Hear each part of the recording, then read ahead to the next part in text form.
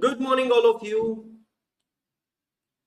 Just give me a minute, guys. Good morning, all of you. Quickly check if I'm live or not. Just a minute.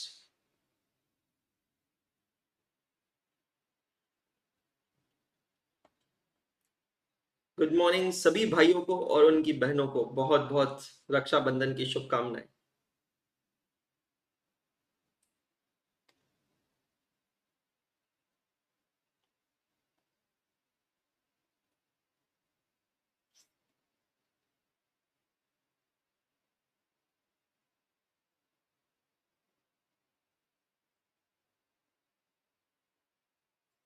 Good morning. Yup.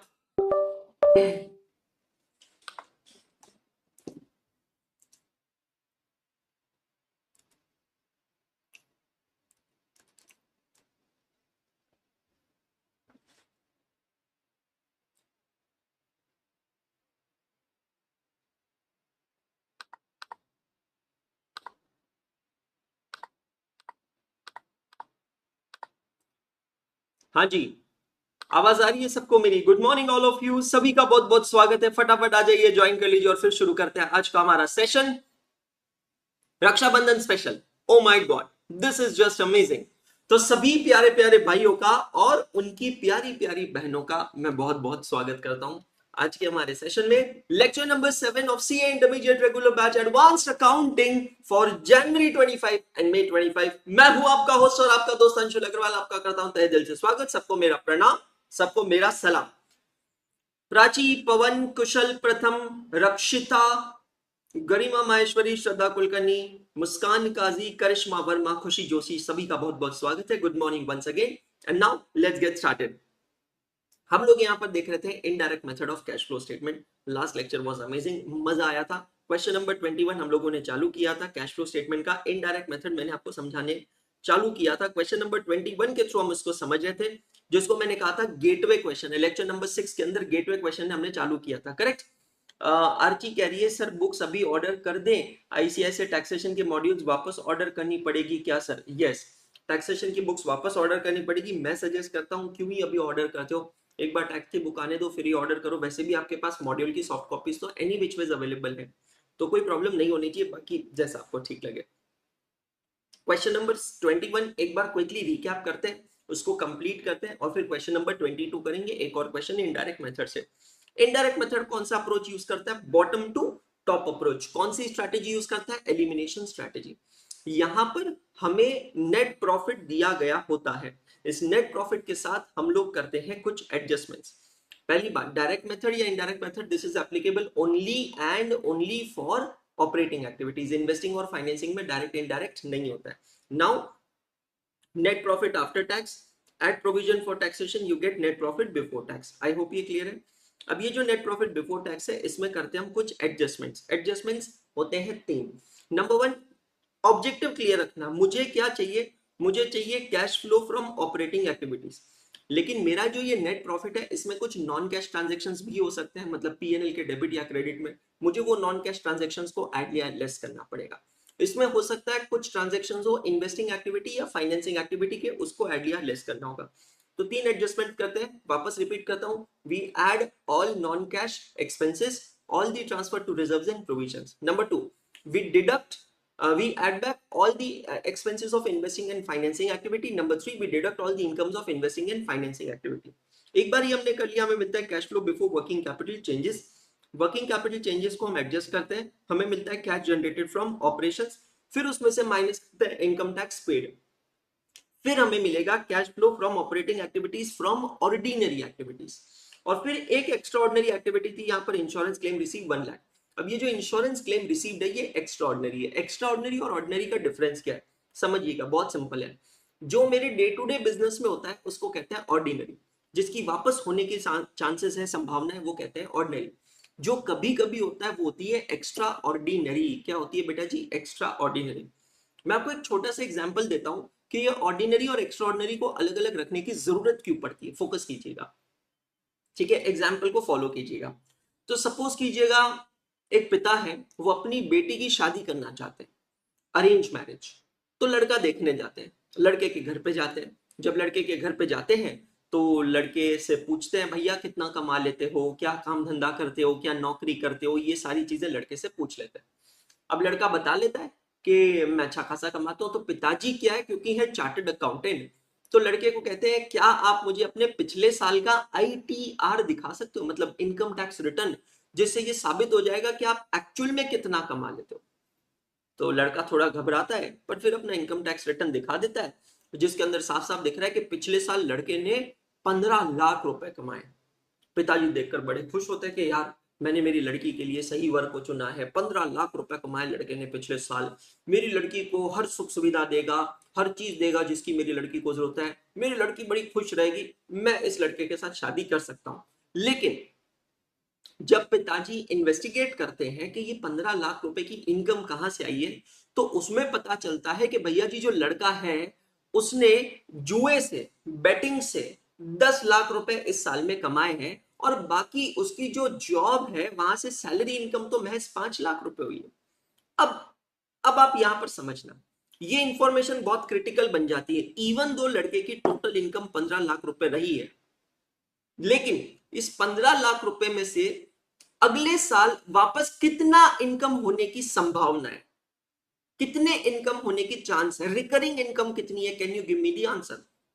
जैसे कि मैंने कहा 15 लाख रुपए की income में से 10 लाख रुपए की इनकम जो है वो लड़के की गैम्बलिंग से आई है, और 5 लाख रुपए की इनकम जो है that is income from salaries, मतलब जो भी वो जॉब करता है, जहां पर भी वो जॉब करता है वहां से उसको 5 लाख रुपए की इनकम हुई है। तो मेरा सीधा सवाल आप लोगों से ये है कि अगर आप वो चार्टर्ड अकाउंटेंट है, आप वो फादर हैं, तो आपका एस्टिमेशन क्या होगा कि अगले साल वो लड़का वापस कितनी इनकम कर सकता है। How much can be the probable income next month, next year. The correct answer is 5 lakh. बिल्कुल सही जवाब दिया आपने, 5 लाख।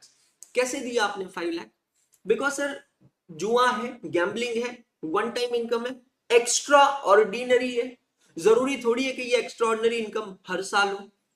हर साल जो इनकम होगी हम तो उसी को कंसीडर करेंगे और उसी के बेसिस पर डिसीजन लेंगे। मतलब यूजर ऑफ फाइनेंशियल स्टेटमेंट, अब आ जाओ अपने एग्जांपल से बाहर। यूजर ऑफ फाइनेंशियल स्टेटमेंट के लिए ऑर्डिनरी इनकम मैटर करती है for the purpose of decision making and not the extra ordinary income, because extraordinary income may happen, may not happen. That's uncertainty. There is a contingency, there is some probability. But ordinary income or the income from normal business activities, it is something which is going to happen every time. Therefore, while preparing cash flow statement also, we first write down ordinary activities separately, extraordinary separately.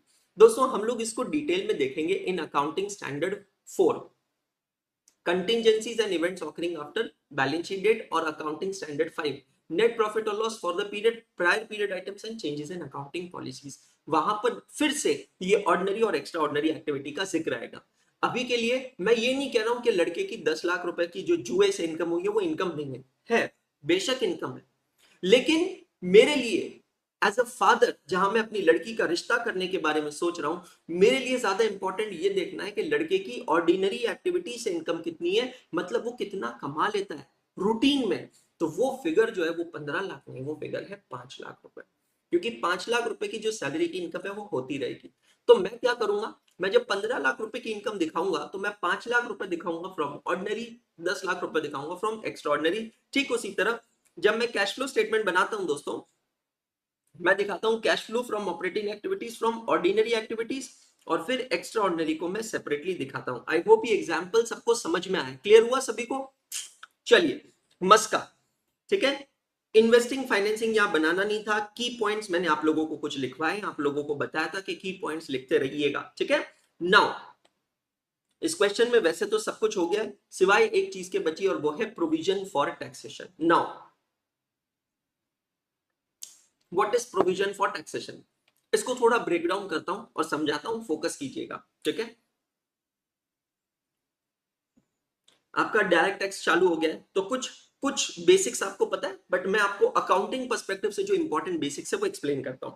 अब समझिए दोस्तों, normal process होती क्या है जब हम कहते हैं फाइनेंशियल ईयर। इसी क्वेश्चन का फिगर लेता हूं, 2018-2019, ठीक है, इसको कहते हैं फाइनेंशियल ईयर 2018-19। तो इनकम टैक्स के अंदर आपने पढ़ा होगा फाइनेंशियल ईयर 18-19 का असेसमेंट ईयर होता है 2019-2020, है ना। ये टैक्सेशन में आप लोगों ने पढ़ रखा होगा कि फाइनेंशियल ईयर का अगला ईयर जो होता है उसको असेसमेंट ईयर कहते हैं। अब इसको ऐसा क्यों कहते हैं ये मैं आपको बताता हूं, शायद पता भी होगा पर नहीं भी पता है तो एज ए टीचर मैं आपको बता देता हूं ऐसा क्यों कहते हैं। अब फोकस कीजिएगा दोस्तों, 1 अप्रैल 2018 को आपका फाइनेंशियल ईयर स्टार्ट होगा। फाइनेंशियल ईयर भी कह सकते हैं, अकाउंटिंग ईयर भी कह सकते हैं, ये आपको पता है, ठीक है। मतलब उस दिन नए बुक्स ऑफ अकाउंट्स ओपन होंगे, उसमें नए ट्रांजैक्शंस लिखे जाएंगे और ये फाइनेंशियल ईयर खत्म होगा कब? 31 मार्च 2019 को यहां पर जाकर आपका फाइनेंशियल ईयर एंड होगा। मतलब इस डेट पे आपके बुक्स ऑफ अकाउंट्स को क्लोज कर दिया जाएगा। मतलब इस पीरियड के जितने भी ट्रांजैक्शंस हैं वो इसी पीरियड में रिकॉर्ड किए जाएंगे। क्लियर हो गया? मतलब 31 मार्च 2019 के बाद नया फाइनेंशियल ईयर चालू हो जाएगा। Do you agree with me? New financial year will start. लेकिन पुराना फाइनेंशियल ईयर अभी तक क्लोज नहीं हुआ है। सर हो गया ना 31 मार्च 2019 को? नहीं, अब 31 मार्च 2019 को ईयर एंडिंग डेट खत्म हुई है, बुक्स ऑफ अकाउंट्स क्लोज हुए पर फाइनेंशियल स्टेटमेंट्स बने नहीं है। फाइनेंशियल स्टेटमेंट्स बनने की प्रोसेस जो है ना दोस्तों वो 31 मार्च 2019 के बाद स्टार्ट होती है। क्या होता है? 31 मार्च 2019 को सारे बुक्स ऑफ अकाउंट्स क्लोज कर दिए, लेजर अकाउंट्स क्लोज कर दिए। प्रिंसिपली कहते हैं 31 मार्च 29, बट ऐसा कोई जादू होता है कि 31 मार्च 2019 को रात को एकदम से ऐसी कोई तेज रोशनी होती है और ऑटोमेटिकली ट्रायल बैलेंस बन जाता है? ऐसा होता नहीं। It takes time. ये प्रोसेस को 15-20 दिन, 1 महीना लगता है। मतलब 31 मार्च 2019 के बाद दोस्तों यहां पर ट्रायल बैलेंस बनता है। ट्रायल बैलेंस में कुछ रेक्टिफिकेशंस ऑफ एरर होते हैं, उसको एडजस्ट किया जाता है। बैंक रिकंसिलिएशन स्टेटमेंट बनता है, डेटर्स कंफर्मेशन, क्रेडिटर्स कंफर्मेशन, ये पूरी प्रोसेस होती है। ट्रायल बैलेंस पूरी कंप्लीट हो जाने के बाद फाइनेंशियल स्टेटमेंट्स बनते हैं। जब मैं कहता हूं फाइनेंशियल स्टेटमेंट्स बनते हैं तो फाइनेंशियल स्टेटमेंट में include trading account, profit and loss account, balance sheet. अगर कंपनी है तो जनरल पर्पस फाइनेंशियल स्टेटमेंट में 5 चीजें इंक्लूडेड होती है। ये फाइनेंशियल स्टेटमेंट्स जब बनते हैं, अब थोड़ा इसको ब्रेक डाउन कर रहा हूं। फाइनेंशियल स्टेटमेंट के अंदर कंपनी का नेट प्रॉफिट फ्रीज होता है। नेट प्रॉफिट मतलब इसको मैं कहूंगा प्रॉफिट बिफोर टैक्स। ये कंपनी को पता चलता है कि ये मेरा पीएनएल अकाउंट है, इसके हिसाब से इतना मेरा प्रॉफिट बनता है और इसके बेसिस पर कंपनी कैलकुलेट करता है अपनी टैक्स लायबिलिटी।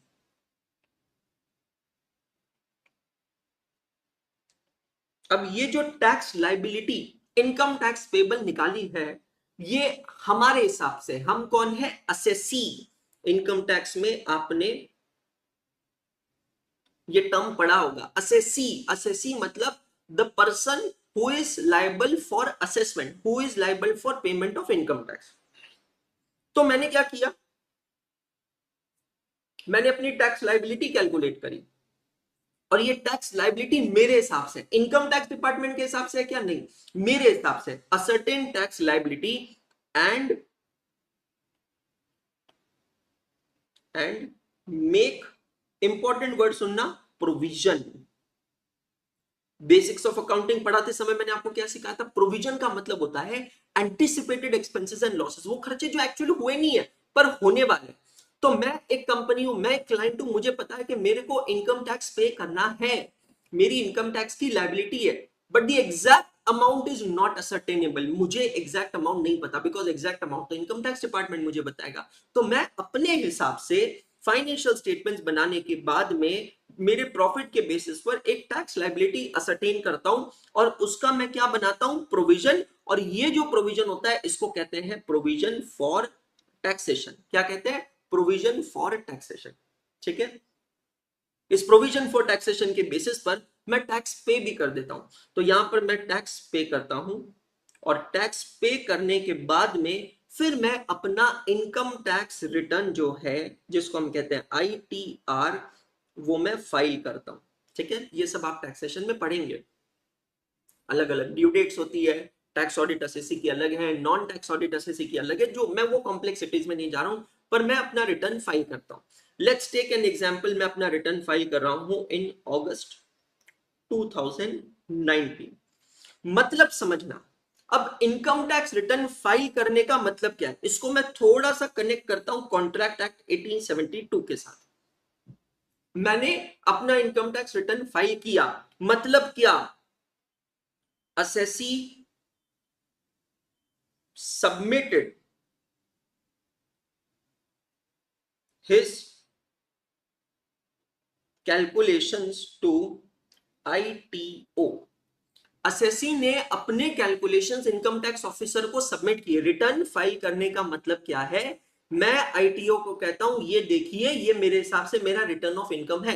एग्जैक्टली वैसे ही जैसे एक बच्चा अपना एक एग्जाम पेपर चेकर को देता है, तो आईटीओ इस पेपर चेकर और बच्चा जो है वो है असेसी। आपने अपना पेपर लिखा अपने हिसाब से और अपने एग्जामिनर को आपने सबमिट किया कि अब आप इसे चेक कीजिए। ठीक उसी तरह हम असेसी जो होते हैं, तो सर इसमें सीए का रोल क्या है, CA is just a nominee representative.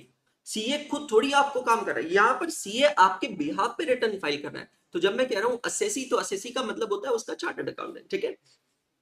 तो assessee through is chartered accountant when he submits his income tax return, इसका मतलब क्या होता है, इसका मतलब होता है कि ही इज ऑफरिंग, वो अपने तरफ से ऑफर कर रहा है कि ये लीजिए मेरा इनकम टैक्स रिटर्न है, मैंने अपने हिसाब से कैलकुलेशन किया, मैंने अपने हिसाब से टैक्सेस पे किए, आप इसको चेक कीजिए। अब समझना, यहां पर एक बार आप जब इनकम टैक्स रिटर्न फाइल कर देते हैं, इसके बाद प्रोसेस चालू होता है असेसमेंट का, इनकम टैक्स असेसमेंट का। Assessment is a very normal English word guys. Assessment का मतलब होता है चेकिंग। क्या मतलब होता है, चेकिंग। आपने एक बार अपना रिटर्न ऑफ इनकम सबमिट कर दिया, तो फिर इनकम टैक्स ऑफिसर आईटीओ आपके रिटर्न का असेसमेंट करेगा, चेकिंग करेगा। वो क्या चेक करेगा कि जो आपने इनकम ऑफर की है वो उसके हिसाब से सही है या नहीं।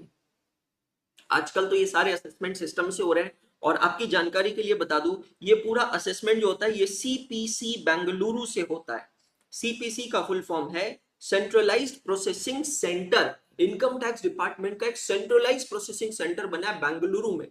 जब तक ये सीपीसी नहीं बना था तो ये असेसमेंट्स मैनुअली होती थी, लोकल इनकम टैक्स ऑफिसेज में होती थी। अब ऐसा कुछ नहीं है, चाहे कोई बंदा कानपुर में बैठा हो या फिर कोई विशाखापट्टनम में बैठा हो या फिर वो कोई बंदा एलईपी में बैठा हो या इधर वो बीकानेर में बैठा हो और ऊपर जम्मू कश्मीर में बैठा हो, कोई फर्क नहीं पड़ता। आप आजकल income tax returns online file करते हैं। जब आप ऑनलाइन फाइल करते हैं, ये सारे रिटर्न्स जाते हैं इनकम टैक्स के सॉफ्टवेयर में। और ये सॉफ्टवेयर कहां पर लोकेटेड है, बैंगलोर में इनकम टैक्स का एक सेंटर है जिसका नाम है सीपीसी।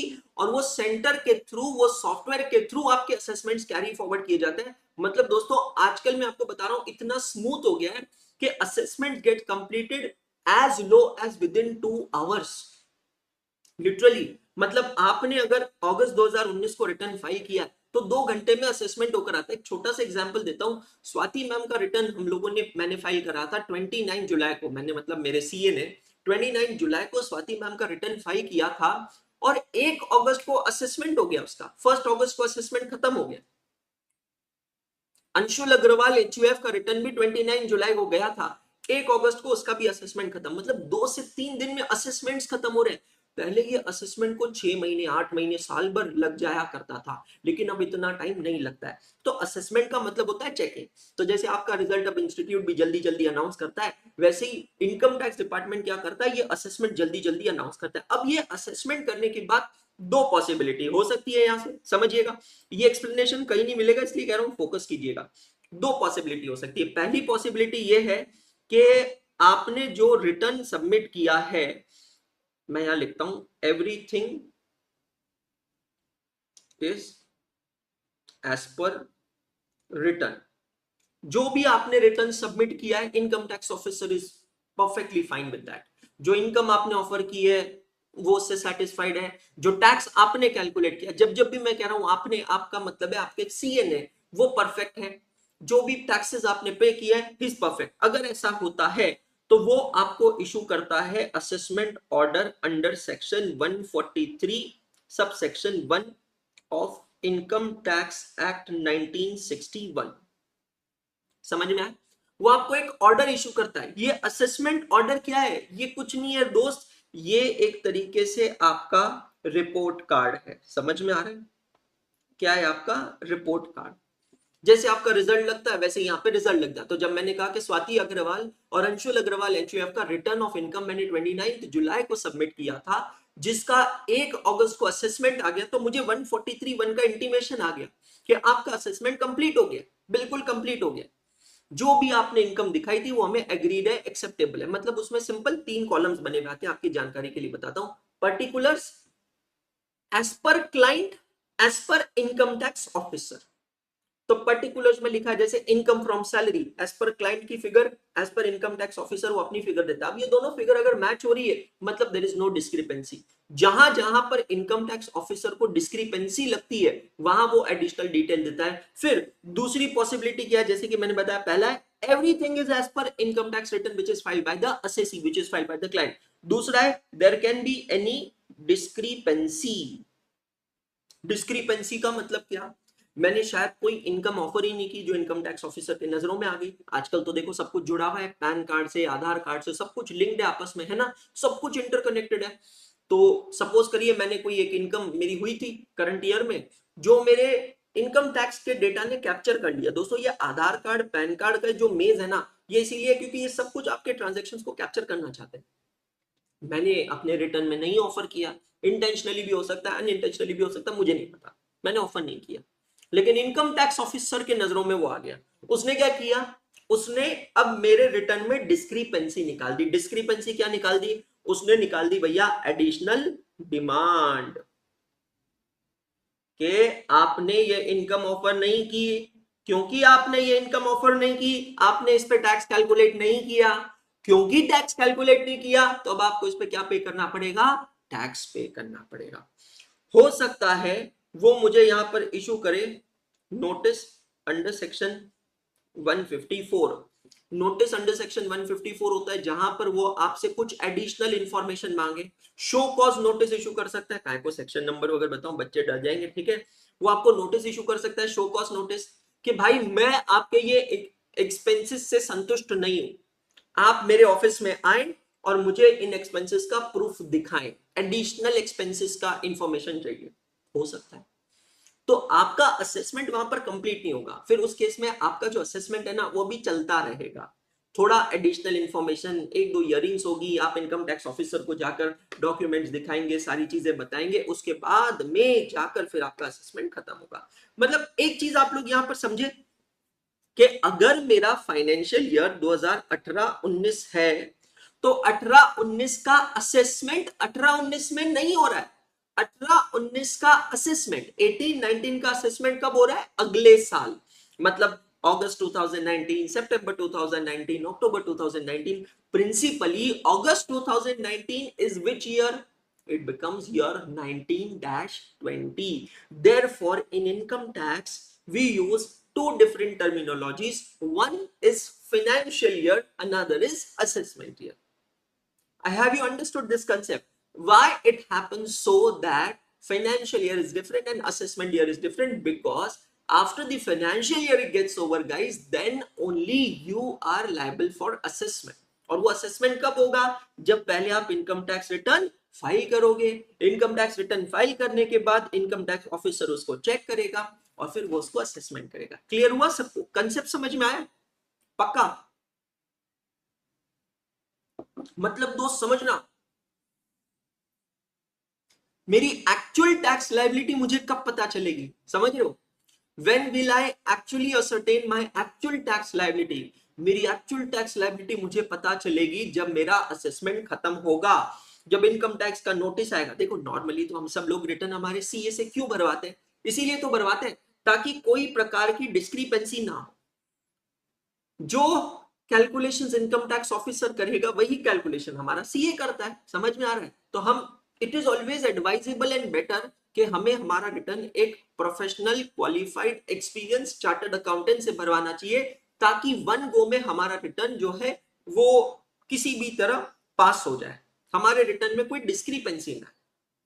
क्योंकि रिटर्न में अगर डिस्क्रिपेंसी आई तो भैया थोड़ा एडिशनल काम निकलेगा, थोड़ा एडिशनल पैसा लगेगा, एडिशनल एफर्ट्स लगेंगे, बहुत झामल झामल होगी।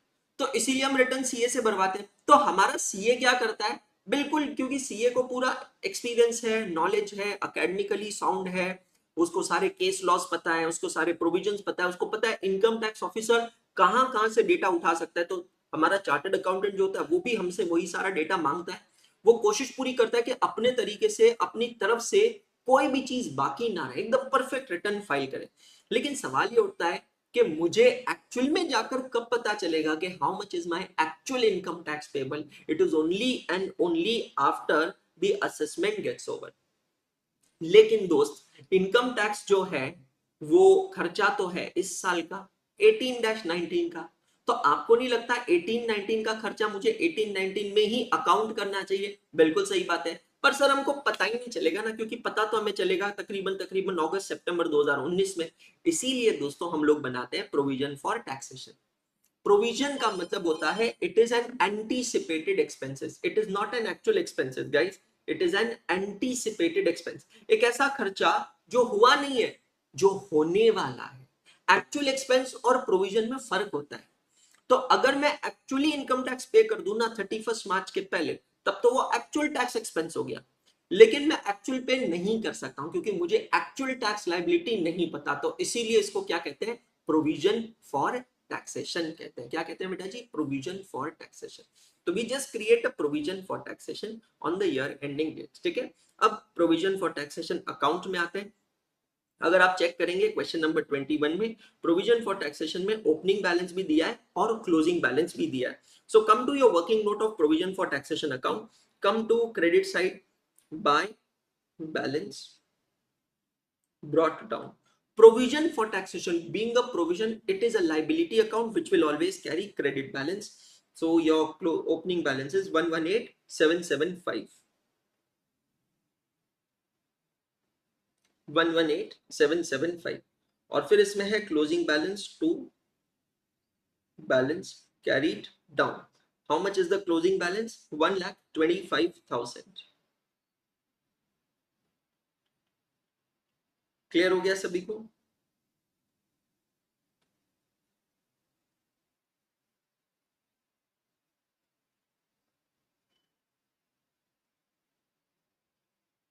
अब आप आएंगे की पॉइंट्स में। डू यू रिमेम्बर गाइस, मैंने आपसे कहा था कि आपको कुछ की पॉइंट्स लिखते रहना चाहिए, है ना? और वहां पर लिखेंगे आप अगला की पॉइंट। मेरे तरफ से आपने अपने तरफ से कुछ एक्स्ट्रा की पॉइंट्स लिख के रखे तो कोई परेशानी वाली बात नहीं। गेटवे क्वेश्चन है ना, तो गेटवे क्वेश्चन में छोटी छोटी चीजें लिख कर रखनी है। If current year provision is not given and even amount of tax paid is also not given, then we will assume following. ये लिख के रखिएगा point.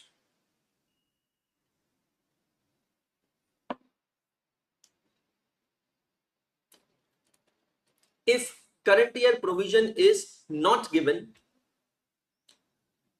and also the amount of tax paid is not given, ये point यहां पर भी लिखना है और सेम पॉइंट आपके सेल्फ एनालिसिस पेज नंबर 1 पे भी जाना चाहिए। क्रैकर्स में जब तक अपडेट करता हूं, आज के लेक्चर के अंदर बहुत डिटेल में मैंने आपको एक्सप्लेन किया है concept of provision for taxation. इसको मैं यहां पर मेंशन कर रहा हूं आज के लेक्चर में, है ना?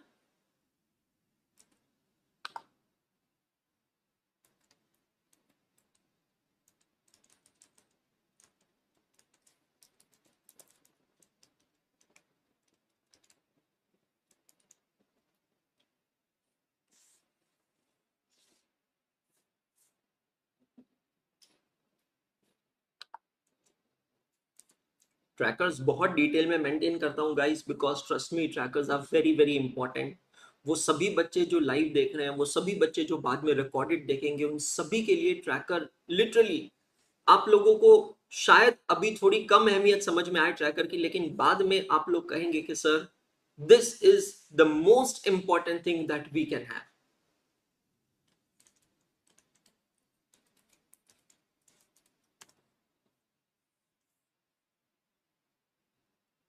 Done all of you? अब देखना, मेरे पास प्रोविजन फॉर टैक्सेशन अकाउंट में दोस्तों दो अमाउंट्स अवेलेबल है। कौन सी दो अमाउंट्स अवेलेबल है? एक है ओपनिंग प्रोविजन, एक है क्लोजिंग प्रोविजन। ठीक है, अब इसके अलावा प्रोविजन फॉर टैक्सेशन अकाउंट में दो अमाउंट्स और आएगी। सबसे पहले आएगी the amount of taxes paid. तो जब हम इनकम टैक्स पे करेंगे तब एंट्री पास करेंगे provision for taxation account debit to cash oblique bank account, है ना। रेड पेन से चाहे तो आप कुछ एडिशनल एक्सप्लेनेशंस यहां पर लिख सकते हैं, जैसे कि ये है अमाउंट आपका ओपनिंग प्रोविजन का, ये अमाउंट है आपके क्लोजिंग प्रोविजन का, ये है आपका टैक्स पेड, और अब इसके साथ साथ एक अमाउंट आएगा यहां पर करंट ईयर के प्रोविजन का। प्रोविजन कहां से बनता है? पीएनएल अकाउंट से, करंट ईयर प्रोविजन का, ठीक है। अब सिंपल सी चीज है, अगर मैं सिंगल एंट्री सिस्टम का दिमाग लगाऊं तो यहां पर ये लेजर अकाउंट अभी क्लोज नहीं हो सकता, क्योंकि डेबिट में भी एक फिगर मिसिंग है और क्रेडिट में भी एक फिगर मिसिंग है। अगर मुझे अमाउंट ऑफ टैक्स पेड मिल जाए तो balancing figure can be the provision for taxation, और अगर मुझे प्रोविजन फॉर टैक्सेशन की अमाउंट मिल जाए तो balancing figure can be amount of tax paid. अब सवाल ये उठता है कि आखिर मुझे ये फिगर मिलेगी कहां से? तो क्वेश्चन को जरा गौर से देखिएगा और समझिएगा, क्या आपको क्वेश्चन के अंदर प्रोविजन फॉर टैक्सेशन का अमाउंट दिया है क्या? हाँ जी दोस्तों, ये जो आपको पीएनएल के डेबिट में दिया है 1,25,000, ये क्या है? करंट ईयर की प्रोविजन है। This is the current year provision, कि आपको लगता है कि इस साल में इनकम टैक्स की लायबिलिटी हो सकती है 1,25,000। एग्जैक्ट लायबिलिटी आपको पता है क्या? ऑन 31 मार्च नहीं पता है। वो कब पता चलेगा? असेसमेंट के बाद। असेसमेंट कब होता है? अंशुल सर ने बताया लेक्चर नंबर 7 में, बराबर है। तो आपको तो नहीं पता, लेकिन आपको इतना लगता है, आपको फीलिंग आता है, आपके कैलकुलेशंस कहते हैं that your tax liability may be 1,25,000, और क्योंकि चाचा प्रूडेंस कह गए कि एंटिसिपेटेड लॉसेस एंड एक्सपेंसेस की अकाउंटिंग करनी चाहिए, इसीलिए हमने पीएनएल में एंट्री पास कर दी 1,25,000 की। तो हम लोगों की एंट्री क्या होगी? P&L account debit to provision for taxation account credit. तो प्रोविजन फॉर टैक्सेशन की फिगर हमें क्वेश्चन में दी गई है 1,25,000। बस हो गया। अब हम टैक्स का अमाउंट निकाल सकते हैं। 118,775 plus 1,25,000, it comes to 2,43,775. 2,43,775 minus 1,25,000, so that gives you 118,775. This is the amount of income tax paid, और income tax paid results into cash outflow, और ये कैश आउटफ्लो जाएगा आपके cash flow from operating activities में 118,775, and now you will calculate cash flow from ordinary activities 9,44,965 plus 1 lakh rupees, so this becomes 10,44,965. check all of you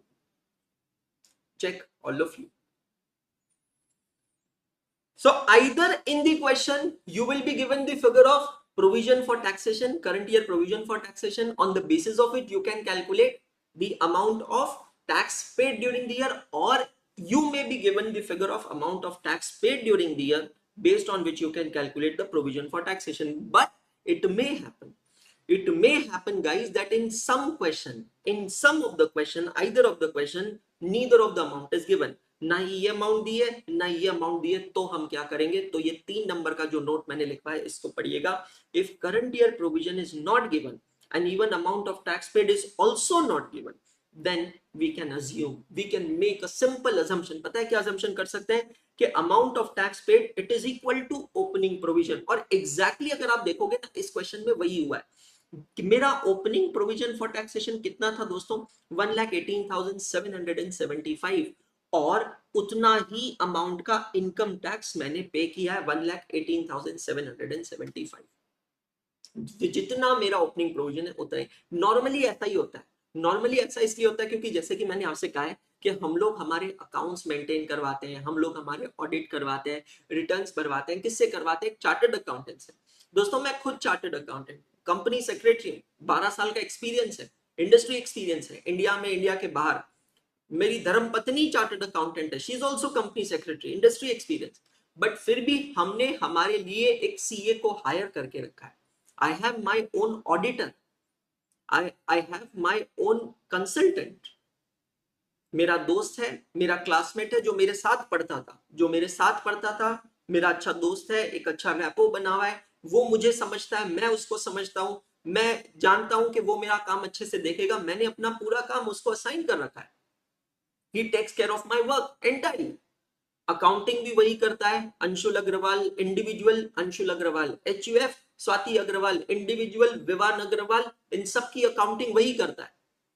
फिर हम सबका consultancy भी वही करता है। मुझे कहीं पे भी कोई भी ओपिनियन ले नहीं रही कि भाई मैं ये एक पर्टिकुलर एक्सपेंडिचर कर रहा हूँ, एक खर्चा कर रहा हूँ, ये एक्सपेंडिचर मुझे अंशुल अग्रवाल से करना चाहिए या स्वाति अग्रवाल से करना चाहिए या अंशुल अग्रवाल एचयूएफ से करना चाहिए, ये कंसल्टेशन लेता हूँ मैं। फिर मेरे जीएसटी के कंप्लायंसेस, हम सबके जीएसटी के कंप्लायंसेस है। We have a GST registration of Karnataka, GST registration of Rajasthan, GST registration of Maharashtra, GST registration of Madhya Pradesh, इन सब के कंप्लायंसेस वही करता है। इनकम टैक्स के compliances, right from filing of income tax return till auditing, Anshul Agrawal and Swati Agrawal are liable for income tax audit under section 44AB. Anshul Agrawal HUF is liable for audit under section 44AB. इन सब की auditing वो conduct करता है। Auditing करने के साथ साथ टीडीएस के कंप्लायंसेस करता है। टीडीएस रिटर्न फाइल होने चाहिए टाइम पे। जीएसटी का मैंने आपको बताया, जीएसटी के रिटर्न जाते हैं। उसके अलावा इनकम टैक्स के रिटर्न्स टाइम पे फाइल करता है। जब भी रिटर्न्स फाइल करता है तो हर एक चीज को ध्यान में रख के, कोई केस लॉ है, कोई रेफरेंस है, अगर इनकम टैक्स की तरफ से कोई नोटिस आती है तो वो नोटिस का जवाब देता है। आप समझ रहे हैं, मतलब ए टू जी। अब आप सवाल पूछेंगे कि सर आप खुद सीए हैं, आप खुद पढ़े लिखे हैं, इतने साल हो गए, तो आपको कहां सीए की जरूरत आ गई? मतलब it sound so weird and strange कि सीए को सीए रखना पड़ता है। मैं आपको सिंपल आंसर बताता हूं मेरे दोस्त, मैं सीए हूं, मुझे इनकम टैक्स का ज्ञान है, सब कुछ है, लेकिन is it my forte, is it my field? The answer is no. अब मेरा जो दोस्त है जो प्रैक्टिसिंग सीए, अगर उसको आप कहोगे कि तू बैठ के पढ़ा, तो वो पढ़ा नहीं पाएगा। Even though is a chartered accountant, वो पढ़ा नहीं पाएगा बिकॉज वो उसका फोर्टे नहीं है। सिमिलरली आप मुझसे कहोगे ना कि सर आप प्रैक्टिस करके दिखाओ, तो ऐसा नहीं है मैं कर नहीं सकता हूँ। 5-6 महीना मैं अगर एक ट्रेनिंग ले लूँ तो मैं प्रैक्टिस कर सकता हूँ, but that is not my forte. आप जब सीए बन जाओगे, सबको अपना अपना जॉनर सेलेक्ट करना पड़ेगा। मैंने अपना जॉनर सेलेक्ट किया कि मुझे टीचिंग करना है, और मैं क्योंकि टीचिंग में इतना इन्वॉल्व हूँ तो मेरे पास टाइम नहीं है ये सब चीजों के लिए। ट्रांजैक्शंस बहुत फैल चुके हैं, बिजनेस काफी फैल चुका है ना, इतने मल्टीपल ट्रांजैक्शन है कि मैं एक समय में मैं खुद अकाउंटिंग किया करता था। अब मेरे पास नहीं समय है, मैं नहीं कर सकता हूँ अकाउंटिंग, मेरे पास नहीं टाइम है कि मैं एक एक ट्रांजैक्शन का ध्यान रखूं। तो मैं सिंपल चीज है, मैंने इसको आउटसोर्स कर दिया अपने दोस्त को, अपने चार्टर्ड अकाउंटेंट को बोल दिया you take care of everything and he is managing it professionally. Absolutely not a problem. Absolutely. Sir क्या फ्री ऑफ कॉस्ट करता है? नहीं बेटा, क्यों फ्री ऑफ कॉस्ट करेगा? मेरा दोस्त है तो क्या हुआ? कभी भी ध्यान रखना, दोस्ती में और प्यार में धंधा बीच में मत घुसाओ, और अगर धंधा है साथ में तो प्रोफेशनल को अलग रखो और पर्सनल रिलेशनशिप को अलग रखो। Have you understood the concept of provision for taxation? सबको मस्का तरीके से समझ में आके बताओ। मैं जितना बेस्ट एक्सप्लेन कर सकता था ना उतना बेस्ट एक्सप्लेन किया, क्योंकि क्लास में हर टाइप का बच्चा, डायरेक्ट एंट्री का बच्चा होगा क्लास में, फाउंडेशन वाला बच्चा होगा क्लास में, वो बच्चा होगा जिसने टैक्स पढ़ा है, वो बच्चा भी हो सकता है जिसने टैक्स नहीं पढ़ा है, हर टाइप का बच्चा है। तो मैं अपनी तरफ से बेस्ट एक्सप्लेन कर रहा हूं विदाउट मेकिंग एन अजम्पशन कि आपने टैक्स में पढ़ रखा है। मैं अपनी तरफ से ये कोशिश कर रहा हूं, करेक्ट। किसी को भी बाय चांस ये लिखने की इच्छा है तो मैं 2 मिनट रुक रहा हूं। इसको आप, क्वेश्चन नंबर 21 खत्म हो गया, ठीक है। क्वेश्चन नंबर 21 के नीचे आप चाहे तो इसको लिख सकते हैं, जस्ट फॉर रेफरेंस। क्योंकि मैं हमेशा क्या कहता हूं, every single time whenever you study you prepare yourself for that one day which will come before your examination, that's all। उस एक दिन की तैयारी करनी है तो फटाक से लिख लो। 2-3 मिनट में रुक जाता हूं, फिर अगले क्वेश्चन की तरफ आगे बढ़ेंगे। यार लिटरली बोलूंगा यार, please add some positivity to my life, please add some positivity to your life. अगर आपको मेरी टीचिंग अच्छी लगती है ना, मैं दिल से कह रहा हूं, मुझे इस समय में बहुत ज्यादा पॉजिटिविटी की जरूरत है। आई डोंट नो आपको पता है कि नहीं कि एग्जैक्ट 1 साल पहले जिंदगी में एक बहुत बड़ी घटना घटी थी। नहीं पता है तो यूट्यूब पर जाकर देख लीजिएगा, मेरा चैनल है सी अंशुल अग्रवाल, वहां पर जाकर देखिएगा। पिछले साल 20 अगस्त को एक वीडियो मैंने डाला था, बहुत बड़ी घटना घटी थी और अभी तक मैं पूरी तरह उससे बाहर नहीं आया।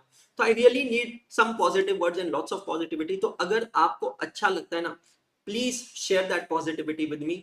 आप मुझे मैसेज कर सकते हैं, व्हाट्सएप कर सकते हैं, इंस्टाग्राम कर सकते हैं।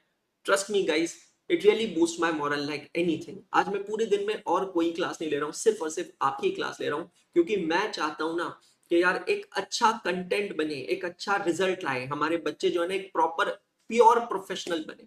और बहुत उम्मीद है दोस्तों, एक एक लेक्चर जब मैं लेता हूं, जब भी मैं इसकी प्लानिंग करता हूं, तो ऐसा नहीं है, काफी बार लोगों को लगता होगा कि टीचिंग क्या है, क्लास में आए, चालू किया और पढ़ाना चालू, वही तो कंटेंट पढ़ाना। नहीं, मैं आपसे हमेशा कहता हूं कि मैं अपनी हर बैच में 20 to 25% इन्वेंशन और इनोवेशन ऐड करता हूं, नहीं तो वो मेरे लिए भी बोर्डम हो जाएगा।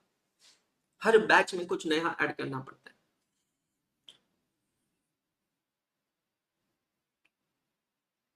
तो ये फंडा क्लियर हो गया कि फाइनेंशियल ईयर क्या है और असेसमेंट ईयर क्या है। थैंक यू सो मच रौनक। जरूरत पड़ी तो मैं वापस लूंगा मेंटरशिप सेशन, बिल्कुल चिंता मत करना बेटा। मैं एक बात बता रहा हूँ, it's not just a pose. ये फोटोग्राफिक पोज नहीं है कि हाथ नहीं छोड़ूंगा, साथ नहीं छोड़ूंगा, और ये कोई मतलब न्यूमोनिक नहीं है कि सिर्फ राइमिंग लग रहा है, अच्छा लग रहा है इसलिए बोल रहा हूँ। I genuinely mean it. तो आपको कोई भी परेशानी होगी तो I am there with you. और जो बच्चे रिकॉर्डेड भी देख रहे हैं, बिल्कुल चिंता मत करना। आप, मेरा डेडिकेटेड टेलीग्राम ग्रुप है, फर्स्ट लेक्चर के अंदर मैंने क्यूआर कोड दिखाया, आप वो टेलीग्राम ग्रुप पे ज्वाइन कर सकते हैं। आज सुबह भी मैंने उस पर मैसेज पोस्ट किया है, आप चेक कर सकते हैं वहां पर। तो मैं एक्टिव हूं और मेरी टीम मेंबर वहां पर है, मेरे टीम मेंबर्स हैं वहां पर जो मैसेजेस पढ़ते हैं। एक दूसरे की बहुत अच्छी ब्यूटीफुल कम्युनिटी बनी है जहां पर रिप्लाई करता है। There is no point in getting added in too many WhatsApp groups and Telegram group. Trust me guys, छोटा सा ग्रुप है, वो छोटे से ग्रुप पे आप ऐड होइए। डायरेक्टली अंशुल अग्रवाल का ग्रुप है, चाहे आप मुझसे कॉस्टिंग पढ़ रहे हैं, एडवांस्ड अकाउंटिंग पढ़ रहे हैं, दोनों पढ़ रहे हैं, कुछ भी पढ़ रहे हैं, फाउंडेशन का अलग है, इंटरमीडिएट का अलग है। ठीक है, थैंक यू सो मच यार, thank you so much Muskan, thank you. और इंटरैक्टिव बनाते हैं, मतलब देखो जो रिकॉर्डेड देख रहे हैं उनके पास तो चॉइस नहीं है, लेकिन जो लाइव देख रहे हैं ना, उनको यही कहूंगा कि क्लास को ना थोड़ा इंटरैक्टिव बनाते हैं। मजा आएगा यार पढ़ने में, ट्रस्ट मी, बहुत मजा आएगा। ये जिंदगी के छोटे छोटे लम्हे होते हैं, ये छोटे छोटे पल होते हैं, ट्रस्ट मी, जो बाद में ना हमको बहुत याद आएंगे, बहुत याद आएंगे।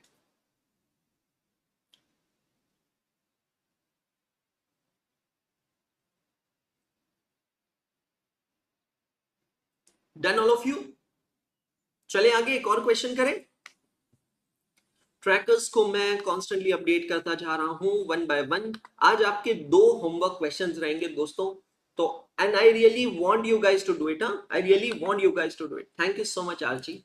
आई really want you guys to complete your homework at any cost, without failure. Homework is nothing but it is a part of self assessment, what you understood on the basis of whatever I taught you today. Thank you so much Zeenat. चलिए question number 22 करते हैं, आगे बढ़ते हैं। Question number 22। अब यहां पर देखेंगे क्वेश्चन 22 में हमें कंप्लीट कैश फ्लो स्टेटमेंट बनाना है। ठीक है, अपने रजिस्टर्स में आप आएंगे, सबसे पहले क्वेश्चन का एड्रेस लिखेंगे, question 22/AAA/1.23। Question 22/AAA/1.23 cash flow statement.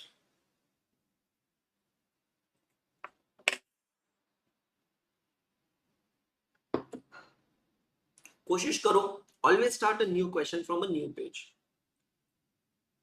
Cash flow statement सबसे पहले लिखेंगे आप A, cash flow from operating activities, और ऑलमोस्ट पूरा पेज ब्लैंक छोड़ दीजिए, या मैं पूरा पेज नहीं कहूंगा, मेरी बात ध्यान से सुनो, एक मिनट रुक जाओ, लिसन टू मी केयरफुली। ठीक है, मैं बना के दिखाता हूं आपको। सपोज ये आपके रजिस्टर के दो पेजेस हैं, ठीक है, आप यहां से चालू कर रहे हैं क्वेश्चन नंबर 22। ठीक है, क्वेश्चन नंबर 22/AAA/ जो भी लिखना आपने लिखा, आपने यहां लिखा A, cash flow from operating activities. अब ध्यान से सुनना, उसी पेज पे, है ना, उसी पेज पे नीचे से 5 लाइंस छोड़ के, 1 2 3 4, 5 लाइंस छोड़ के आप लिखेंगे B, cash flow from investing activity. Clear हुआ? उसी पेज पे नीचे से 5 लाइंस ब्लैंक छोड़ के फिर अगले पेज पे आएंगे और लिखेंगे cash flow from financing activity. Again you will leave 6 to 7 lines blank, then write D, E and F. Cash flow statement यहां क्लोज करेंगे, और अगर वर्किंग नोट्स बनानी पड़ी तो अगर का बात ही नहीं है राजा, इनडायरेक्ट मेथड में वर्किंग नोट बनती है, और मोस्टली प्रोविजन फॉर टैक्सेशन तो 100 की बनती है। तो फिर हम वो वर्किंग नोट के लिए ना ये वाला स्पेस यूज करेंगे, ऑलमोस्ट आधा पेज आपके पास बनेगा। चलिए फटाक से बनाइए फॉर्मेट। क्वेश्चन नंबर 22 का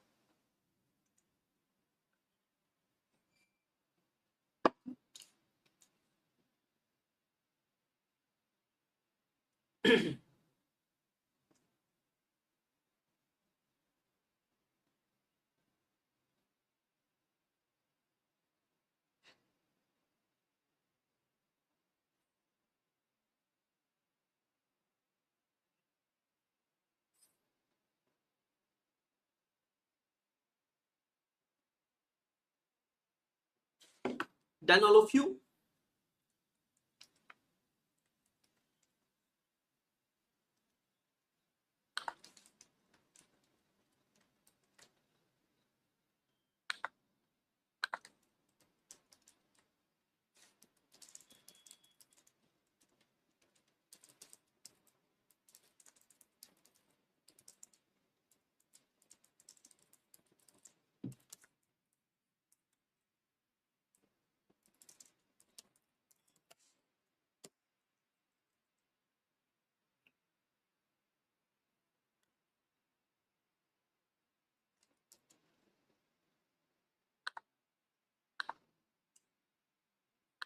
अब इसके बाद 1 2 3 4 तकरीबन 4 लेक्चर्स का ये टॉपिक और बचा है, then will complete this topic. जितने भी लोग यूट्यूब पे देख रहे हैं, आप सब लोगों के लिए मैं बता दूं कि हम लोगों ने यूट्यूब पे डेमोस को एक्सटेंड कर दिया है टिल दिस टॉपिक। तो जब तक ये टॉपिक खत्म नहीं हो जाता, यूट्यूब पे डेमो चलता रहेगा। Once this topic is over, then demos will stop on YouTube. Good morning Deepti Dahade, Dabhade, okay, good morning. चलिए आगे, बन गए फॉर्मेट सभी के, चेक करिएगा। Now shall we start?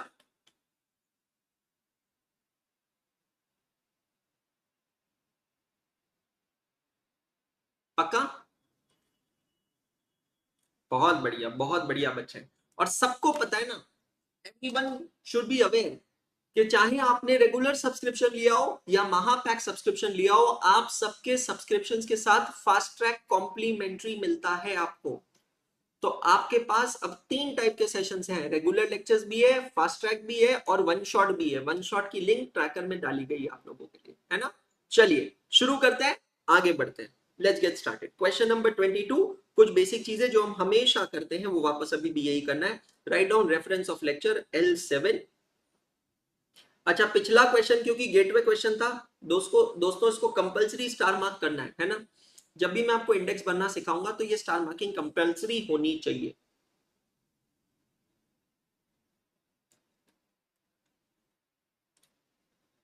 चलो क्वेश्चन नंबर 22 पढ़ते हैं, समझते हैं, आगे बढ़ते हैं। The following figures have been extracted from the books of X Limited for the year ended 31st March 2018. Sir, I have a question. Yes. Sir जैसे आपने पिछले क्वेश्चन के अंदर ये हमें कुछ एक्स्ट्रा नोट्स लिखवाए थे ना सर, की पॉइंट्स टू क्वेश्चन 21। सर अगर मैं लिखना चाहूँ तो क्या मैं इस क्वेश्चन के लिए भी लिख सकती हूँ या लिख सकता हूँ? बेशक लिखना बेटा, कौन मना कर रहा है, बिल्कुल लिख। मैं क्या कह रहा हूँ, ऐसा समझो कि सिर्फ 2 जने पढ़ रहे हैं, मैं आपको पढ़ा रहा हूँ और आप मुझसे पढ़ रहे हो, 1-on-1 पढ़ रहे हो। मैं एक एक चीज आपको बता रहा हूँ। अब आपको समझना है कि कितनी चीज आप लिखना चाहते हो और कितनी चीज नहीं लिखना चाहते हो, ये चीज आपको समझनी है। समझ में? तो क्वेश्चन नंबर 22 हम लोग स्टार्ट करते हैं। The following figures have been extracted from the books of X Limited for the year ended 31st March 2018. You are required to prepare a cash flow statement. अब अगर आप ये क्वेश्चन देखेंगे तो यहाँ पर मेथड का नाम नहीं दिया है कि आपको ये कैश फ्लो स्टेटमेंट कौन से मेथड से बनाना है, डायरेक्ट मेथड से बनाना है या इनडायरेक्ट मेथड से बनाना है, कुछ लिखा नहीं है, कुछ दिया नहीं।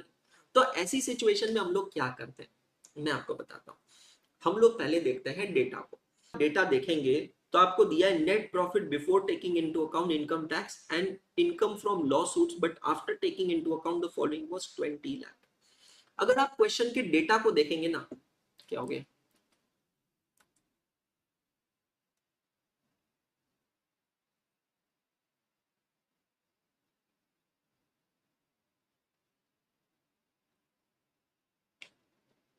Is it fine now?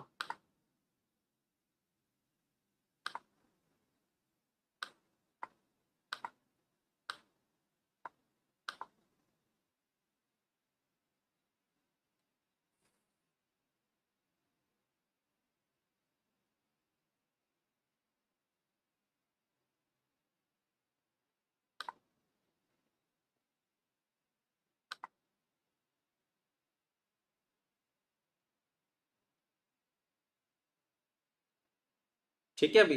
Okay चलो।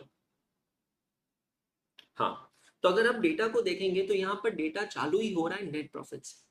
अगर मुझे डायरेक्ट मेथड फॉलो करना है दोस्तों तो मुझे detail trading and PNL account चाहिए, बिकॉज डायरेक्ट मेथड में मैं यूज करता हूँ सिलेक्शन अप्रोच। सिलेक्शन अप्रोच मतलब जो मेरे काम का है उसको मैं पिकअप करता हूँ, जो काम का नहीं है उसको मैं ड्रॉप करता हूँ। आई रिपीट, जो मेरे काम का है उसको पिकअप करता हूँ, जो काम का नहीं है उसको मैं ड्रॉप करता हूँ। इसको क्या कहते हैं? Selection method. दूसरा होता है एलिमिनेशन मेथड, एलिमिनेशन अप्रोच, जो मैं इनडायरेक्ट मेथड में फॉलो करता हूँ। यहां पर मैं कौन सा अप्रोच फॉलो कर रहा हूँ? इनडायरेक्ट अप्रोच, क्योंकि मेरे पास नेट प्रॉफिट दिया।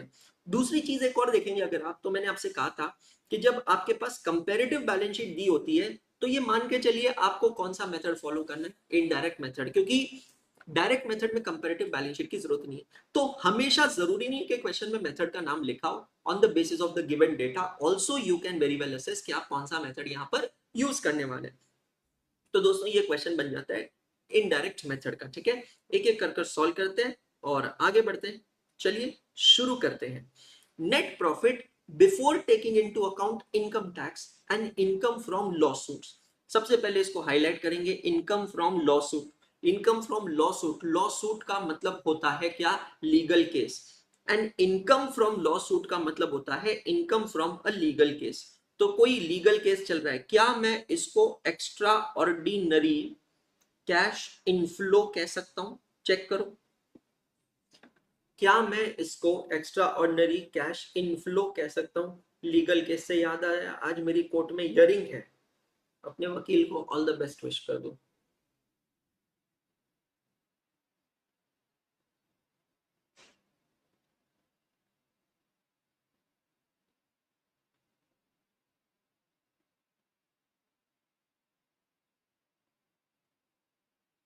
हाँ जी, आज कोर्ट में, बैंगलोर कोर्ट में हियरिंग है, तो वकील को ऑल द बेस्ट विश किया। हाँ जी। So net profit before taking into account, मतलब ये जो नेट प्रॉफिट की फिगर है, ये नेट प्रॉफिट की फिगर में हमने दो चीजें कंसिडर नहीं की है। कौन सी दो चीजें? एक तो है इनकम टैक्स और दूसरा है ये एक्स्ट्रा ऑर्डिनरी कैश इनफ्लो, जो कि हुआ है आपको इनकम फ्रॉम लॉ सूट। तो आपने कोर्ट का केस जीता है और उस कोर्ट के केस में आपको इनकम हुई है, but after taking into account the following items is 20 lakh. But after taking into account मतलब क्या? इन पांच खर्चों को कंसिडर करने के बाद में नेट प्रॉफिट आता है आपका 20 लाख रुपए। दोस्तों एनी विच वेज आप चाहे तो क्वेश्चन नंबर 21 में टर्न करके देख सकते हैं कि जब हम इनडायरेक्ट मेथड से क्वेश्चन को सॉल्व करते हैं तो हमें कौन सा नेट प्रॉफिट चाहिए? Do we want net profit before tax और do we want net profit after tax? अच्छे से पढ़िएगा, फॉर्मेट देखिएगा और फिर आपको समझ में आएगा। सर ये देखिए क्वेश्चन नंबर 21, हमने पिछली बार लिया था नेट प्रॉफिट आफ्टर टैक्स, फिर उसमें ऐड किया था प्रोविजन फॉर टैक्सेशन और फिर हमको मिला था नेट प्रॉफिट बिफोर टैक्स। अगर दोस्त मेरे पास directly net profit before tax है तो why will I need to add it back again? कोई जरूरत है नहीं। तो मैं सीधा स्टार्ट करता हूं किसके साथ? Net profit before tax, it is given as 20 lakh rupees। अच्छा, अब मुझे इसमें से ना एक्स्ट्रा ऑर्डिनरी इनकम माइनस करने की भी जरूरत नहीं है। क्यों जरूरत नहीं है? क्योंकि ऑलरेडी यहां पर क्या लिखा है कि net profit before income tax and extra ordinary income, मतलब ऑलरेडी एक्स्ट्रा ऑर्डिनरी इनकम इसमें कंसिडर नहीं की गई है। समझ में आ रहा है? तो excluding that my net profit comes to rupees 20 lakh. Clear हो गया? अब ये जो नेट प्रॉफिट होता है, इस नेट प्रॉफिट में हम करते हैं टोटल 3 एडजस्टमेंट्स। याद है ना आपको? रिवाइज करिए सभी जने। What are the three adjustments that takes place? Number one, we add back all the non-cash transactions transferred to provisions and reserves. Number two, we add back all the expenses of investing activity and financing activity. And number three, we deduct all the incomes of investing activities and financing activity. तो चलिए ये पांच क्या क्या है। सबसे पहले लिखा है depreciation on fixed asset is 5 lakh. बहुत बढ़िया। डेप्रीसिएशन कैसा है बेटा? नॉन कैश एक्सपेंडिचर है। तो हम यहां पर एडजस्टमेंट में सबसे पहले 5 लाख रुपए का डेप्रीसिएशन क्या करेंगे? एड बैक करेंगे। चेक कीजिएगा सभी जने, 5 लाख रुपीस का डेप्रीसिएशन एड बैक करेंगे। बहुत बढ़िया, समझते चलना बहुत आराम से, कोई जल्दबाजी नहीं है। ठीक है, discount on issue of debentures return of, इसको भी हम एड बैक करेंगे। डेप्रीसिएशन के आगे चाहे तो आप लिख सकते हैं क्यों ऐड किया है, नॉन कैश। बस ये वाला क्वेश्चन है, इसका अगला क्वेश्चन थोड़ा फास्ट करेंगे। Interest on sorry discount on issue of debentures return of, इसको भी हम ऐड करेंगे। क्यों ऐड करेंगे? क्योंकि ये नॉन कैश एक्सपेंडिचर है। हमने डिबेंचर्स इशू किए थे, उस पर कुछ डिस्काउंट दिया था, वो डिस्काउंट हमारा खर्चा था, पीएनएल को डेबिट किया। वो ऑपरेटिंग एक्टिविटी से रिलेटिंग नहीं है। डिस्काउंट ऑन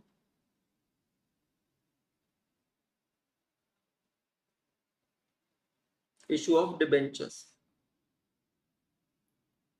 30,000 रुपीज हमने क्या कर दिया, एड बैक कर दिया, बहुत बढ़िया। Interest on debenture paid 3,50,000। अब समझना ये क्या है, कैश इनफ्लो, लेकिन कौन सी एक्टिविटी का, interest on debenture paid. Interest received अलग होता है, पेड अलग होता है। इंटरेस्ट रिसीव्ड होता था तो या इंटरेस्ट पेड, तो ये एक ऐसी एक्सपेंसेस है जो पीएनएल के डेबिट में बैठा है, दो जगह एडजस्ट होगा। पहले इसको ऐड कर दो पीएनएल में,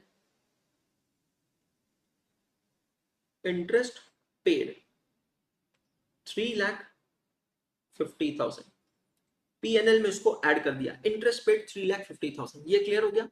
अब एक काम करते हैं, फाइनेंसिंग एक्टिविटी में चलते हैं और लिखते हैं interest paid 3,50,000 cash outflow, deduct कर देते हैं 3,50,000 का कैश आउटफ्लो। सर हमने पहले दो ट्रांजेक्शन के साथ तो ये नहीं किया, मैकेनिकल मत जा लल्ला मत जा। पहले दो ट्रांजेक्शन नॉन कैश ट्रांजेक्शन थे, वहां पे किसी भी तरीके का कैश फ्लो हुआ था नहीं। अगर होता था तो मां कसम गंगा मैया की सौगंध मैं जरूर लिखता था, लेकिन हुआ ही नहीं, है ना। तो मैकेनिकल मत जा, लॉजिकली जा, कंसेप्चुअली जा। Book value of investments 3 lakh, sale value of investments 3,20,000। दो चीजें निकलकर सामने आती है। सबसे पहले 3 लाख रुपए की इन्वेस्टमेंट्स को आपने 3,20,000 में बेचा है, इन्वेस्टमेंट्स को बेचा है। ये क्या है, cash inflow from investing activity. सबसे पहले इन्वेस्टिंग एक्टिविटी में चलते हैं, लिखते हैं सेल ऑफ इन्वेस्टमेंट्स 3,20,000 रुपए। Sale of investments 3,20,000, cash inflow हुआ है ना। Investments costing 3 lakh were sold for 3,20,000। एक और चीज यहां पे निकल के सामने आती है कि दोस्तों ये जो इन्वेस्टमेंट्स है इस पे 20,000 रुपीज का प्रॉफिट हुआ होगा। आहा, और ये जो प्रॉफिट है ये कहां जाकर बैठा होगा, ये जाकर बैठा होगा आपके पीएनएल अकाउंट के क्रेडिट में। मतलब it is appearing in that figure of net profit of 20 lakh. But does that 20,000 income belongs to operating activity? No. तो हम लोग क्या करेंगे, एडजस्टमेंट्स में से करेंगे माइनस 20,000, करेंगे minus profit on sale of investment. Check करिए, बहुत बढ़िया।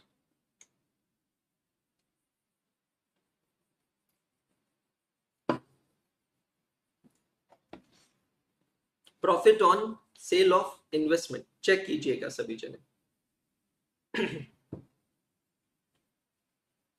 इंटरेस्ट रिसीव्ड ऑन इन्वेस्टमेंट 60,000, वापस वही चीज है, इंटरेस्ट रिसीव्ड है, इन्वेस्टिंग एक्टिविटी का कैश इनफ्लो है और पीएनएल अकाउंट से माइनस करना पड़ेगा। Okay,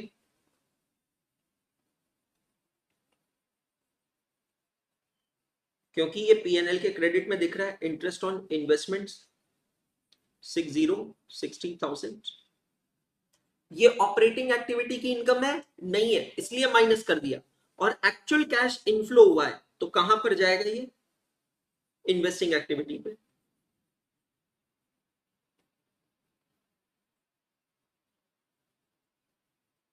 interest received 60,000।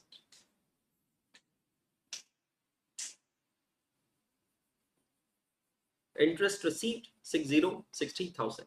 चेक करिएगा, पॉइंट नंबर 1 हमारा यहां पर खत्म हो जाता है। बहुत आराम से समझा रहा हूं, कोई जल्दबाजी नहीं है।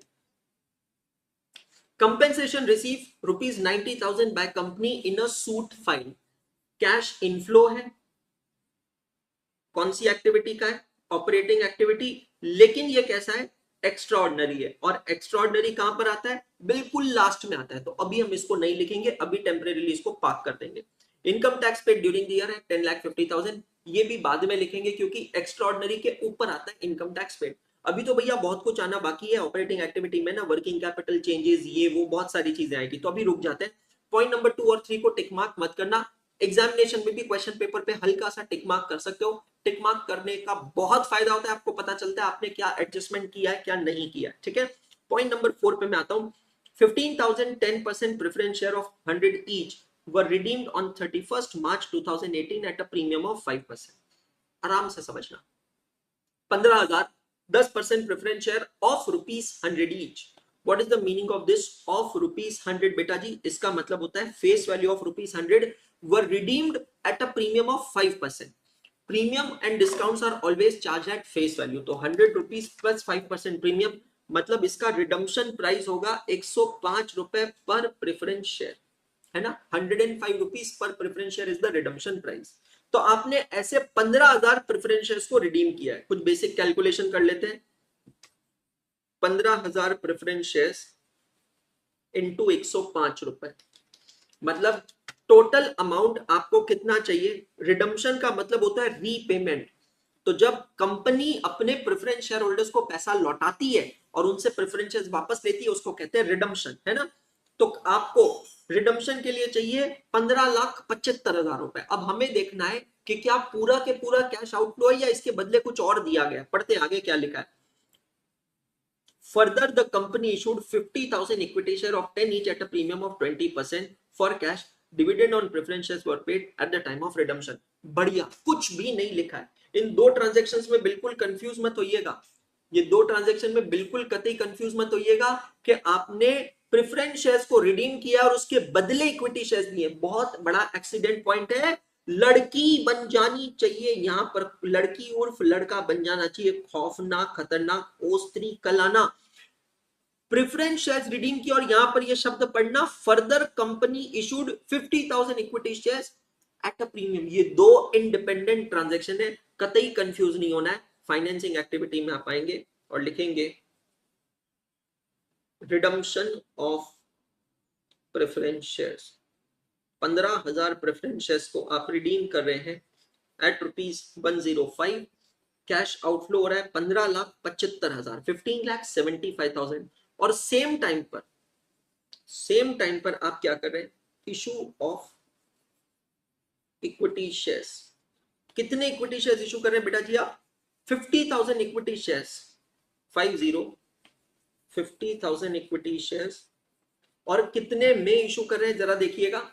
Equity shares of ₹10। ऑफ, जब भी ये शब्द ऑफ आ गया ना बेटा, ऑफ का मतलब क्या होता है हमेशा ध्यान रखना, face value. Of ₹10 eight a premium of 20%।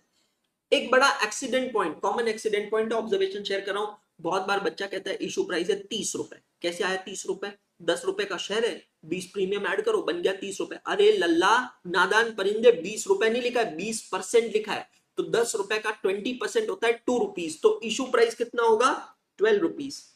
So that will result into cash inflow। 50,000 into ₹12, that gives you 6 lakh rupees cash inflow। Check कीजिएगा, 6 लाख रुपए का कैश इनफ्लो। ये दो इंडिपेंडेंट ट्रांजैक्शन है। एक्सीडेंट पॉइंट ये हो सकता है बच्चा कहेगा 15,75,000 minus 6 lakh net cash outflow इतने का है। ऐसा करना मत, गलत हो जाएगा। ठीक है, इतना ही नहीं, क्वेश्चन कहता है you also paid dividend on preference share at the time of redemption. Okay, dividend on preference share paid, bracket में कैलकुलेशन दिखाना। एक और एक्सीडेंट पॉइंट है दोस्तों, चाहे डिबेंचर का इंटरेस्ट हो या प्रेफरेंस शेयर का डिविडेंड हो, हमेशा ध्यान रखना dividends and interest are always paid on face value. तो 15,000 प्रेफरेंस शेयर, ब्रैकेट में कैलकुलेशन दिखा है, 15,000 preference share into ₹100 into 10%, that becomes 1,50,000। How much it becomes? 1,50,000।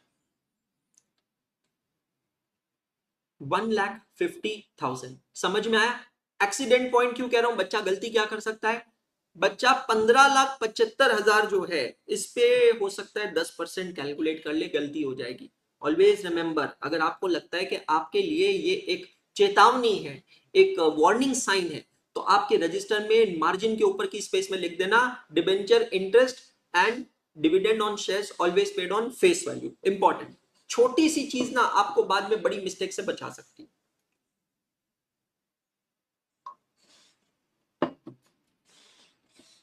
Debenture interest and dividend always paid on face value. बहुत बढ़िया, बहुत बढ़िया।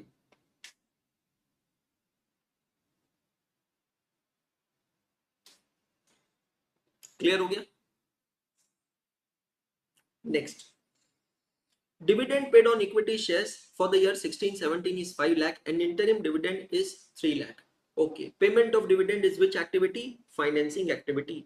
तो मैं आता हूं और लिखता हूं payment of equity dividend, payment of equity dividend. अब फाइनल डिविडेंड हो या इंटरिम डिविडेंड हो, डिविडेंड तो डिविडेंड है। कितना डिविडेंड पे किया है? 5 lakh rupees final dividend, 3 lakh rupees interim dividend. मैं एक साथ लिख देता हूं 5 lakh plus 3 lakh, total dividend paid is 8 lakh. Check all of you. Land was purchased, एक सेकेंड, इसको भी टिक मार्क करता हूं, इसको भी टिक मार्क करता हूं। Land was purchased on 2nd April 2017 for 2,40,000 for which the company issued 20,000 equity shares of rupees 10 each at a premium of 20% to the landowners for the consideration. मतलब क्या? आपने 2,40,000 की एक जमीन खरीदी, 2,40,000 की एक जमीन खरीदी। आर्ची एक मिनट रुक जाइए, है ना, I have an explanation on that, just wait. आपने 2,40,000 की एक जमीन खरीदी और उसके बदले आपने इक्विटी शेयर्स इशू किए। कितने इक्विटी शेयर्स कितने में इशू किए? आपने 20,000 इक्विटी शेयर्स इशू किए हैं एट ₹12, मतलब 2,40,000 रुपए के। बेसिकली यहां पर किसी प्रकार का कैश फ्लो इन्वॉल्व नहीं है, क्योंकि जमीन खरीदी है तो क्या आपने कैश दिया है? नहीं। और शेयर्स इशू किए हैं तो क्या बदले में कैश मिला है? नहीं। So since there is no cash inflow और outflow, there will be no impact in cash flow statement. Now come to the current assets and current liabilities. Why are these current assets and liabilities given? So that we can find out the changes in working capital. एक एक करके निकाल लेते हैं, no problem. सबसे पहले ये देखो, ओपनिंग कॉलम कौन सा है, क्लोजिंग कॉलम कौन सा है। पहला कॉलम है 31 मार्च 17 ओपनिंग, 31 मार्च 2018 क्लोजिंग कॉलम, ठीक है। ओपनिंग स्टॉक है 12 लाख, क्लोजिंग स्टॉक है 13,18,000। The stock is increasing by 1,18,000, ठीक है। ऑपरेटिंग एक्टिविटीज में आते हैं और आपने जहां लिखा है इंटरेस्ट ऑन इन्वेस्टमेंट्स ये वो, उसके बाद एक हाथ 2 लाइन ब्लैंक छोड़ लीजिए और फिर लिखते हैं हम चेंजेस इन वर्किंग कैपिटल, ठीक है। सबसे पहला चेंज हो रहा है यहां पर इंक्रीज इन इन्वेंट्री। अब फोकस करना है, इन्वेंट्री बढ़ने की वजह से मेरा कैश इनफ्लो होता है या आउटफ्लो होता है, आप समझना। स्टॉक बढ़ा है, स्टॉक बढ़ा है मतलब मैंने ज्यादा खरीदा है, मतलब कैश आउटफ्लो हुआ है। 1,18,000 रुपए का कैश आउटफ्लो हुआ है। Increase in inventory. Sundry debtors, क्या पोजीशन बन रही है दोस्त? 2,08,000 opening, 2,13,100 closing. My debtors have increased by 5,100। मेरे डेटर्स 5,100 रुपए से बड़े हैं, ओके। तो cash outflow, increase in debtors, cash outflow 5,100, है ना। क्योंकि कैश सेल कम हुआ है, क्रेडिट सेल ज्यादा हुआ है। क्रेडिट सेल ज्यादा हुआ है इसका मतलब कैश सेल कम हुआ है, मतलब कैश इनफ्लो नहीं हुआ, इनफ्लो नहीं हुआ मतलब आउटफ्लो हुआ है।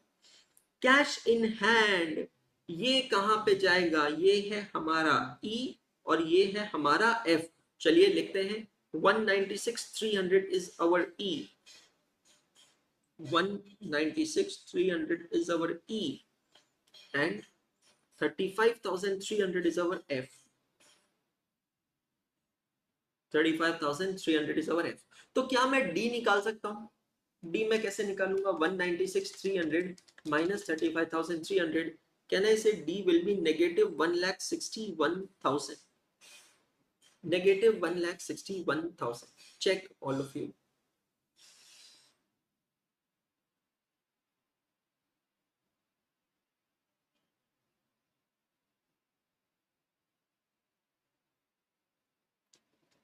मतलब अब मेरा आंसर सही है कि नहीं, ये मुझे कैसे पता चलेगा? Positive, I am so sorry. मेरा आंसर सही है कि नहीं मुझे कैसे पता चलेगा? ए प्लस बी प्लस सी की टोटल आनी चाहिए 1,61,000। करेक्ट। अगर ये 161 आती है मतलब मेरा आंसर बिल्कुल परफेक्ट है। पॉजिटिव नहीं होगा ना बेटा?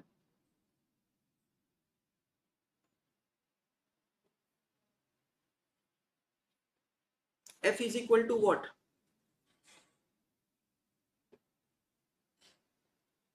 D minus E. नेगेटिव ही तो होगा, कंफ्यूज कर रहे हो आप मुझे। एफ की वैल्यू दी है 35,300, डी हमें निकालना है, माइनस ई है 1,96,000। Therefore D is equal to minus 1,96,000 और कंफ्यूज कर रहे हो बेटा आप मुझे।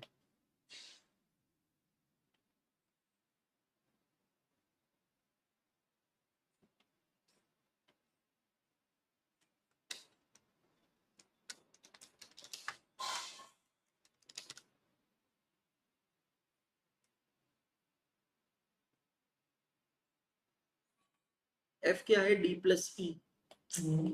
कभी कभी ऐसे उलझ जाते हैं ना छोटी छोटी चीजों में, God only knows. F is equal to D plus E, ठीक है। तो एफ है 35,300, डी की वैल्यू हमें पता करनी है और ई की वैल्यू है 1,96,300। Therefore D is equal to 1,96,300 minus 35,300, that becomes 1,61,000। Positive है, ठीक है, सही है मतलब।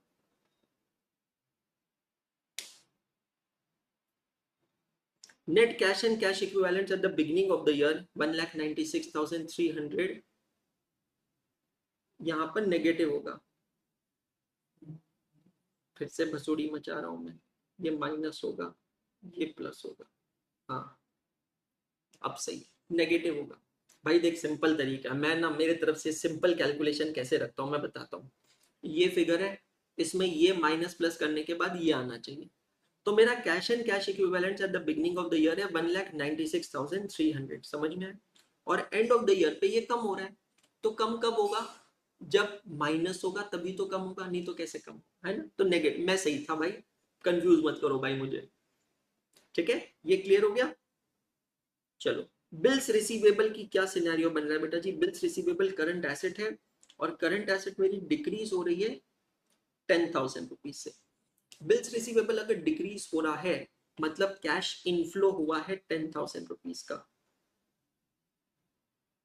Decrease in bills receivable, cash inflow 10,000 rupees का, चेक कीजिएगा। बिल्स पेबल करंट लाइबिलिटी है और ये करंट लाइबिलिटी भी मेरी डिक्रीज हो रही है 5,000 रुपए से। ओपनिंग बिल्स पेबल था 45,000 और क्लोजिंग बिल्स पेबल है 40,000, तो 5,000 से बिल्स पेबल कम हो रहे हैं, लाइबिलिटी मेरी कम हो रही है। क्या करेंगे?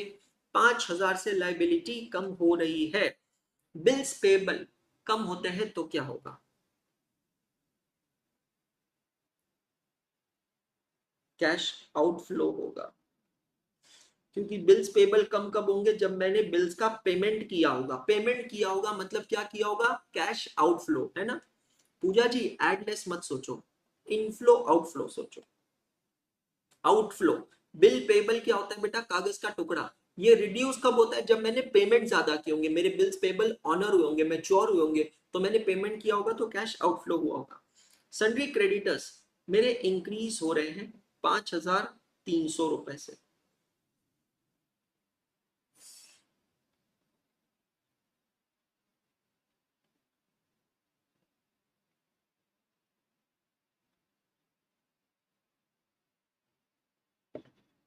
मेरे क्रेडिटर्स इंक्रीज हुए, इसका मतलब क्या है? मैंने उधारी में नहीं खरीदा है, उधारी में खरीदा, सॉरी, मतलब कैश परचेजेस नहीं किए, मतलब आउटफ्लो नहीं हुआ है। आउटफ्लो नहीं हुआ है मतलब इनफ्लो हुआ है। और लास्ट आउटस्टैंडिंग एक्सपेंसेस 75,000 के 81,800 हो गए, बढ़ गए हैं आउटस्टैंडिंग एक्सपेंसेस 6,800 रुपए से। So it will again result into cash inflow.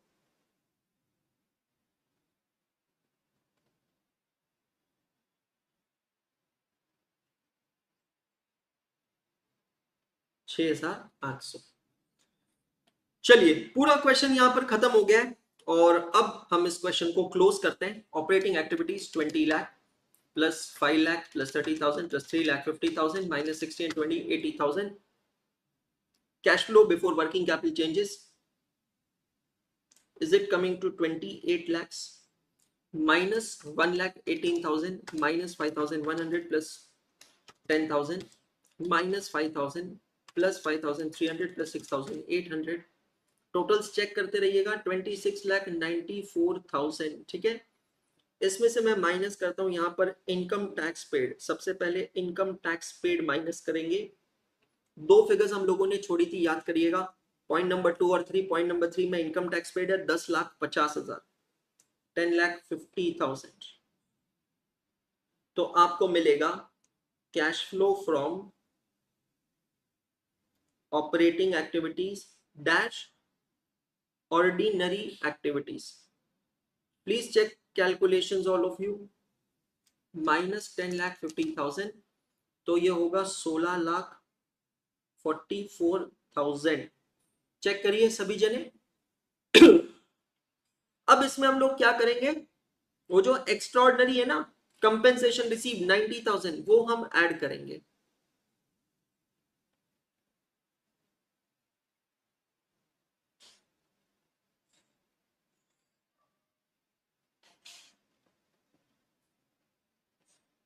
Compensation received 90,000। तो आपको मिलेगा net cash flow from operating activities as 17,34,000। चेक कीजिएगा, यहां पर इनफ्लो है 3,80,000। दो ही अमाउंट से सिंपल टोटल ले सकते हैं। अब आते हैं financing activity. 3,50,000 negative minus 15,75,000 plus 6 lakh minus 1,50,000 minus 8 lakh. तो यहां पर आउटफ्लो आएगा 22,75,000 का। और अब चेक करते हैं A plus B plus C is it equal to minus 1,61,000।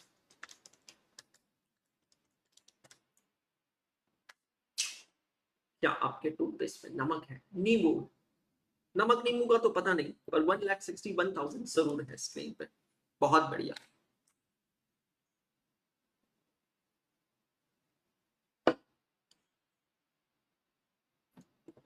सबका क्लियर हुआ? आंसर आया एकदम perfect. 1,61,000 negative. A plus B plus C is the answer.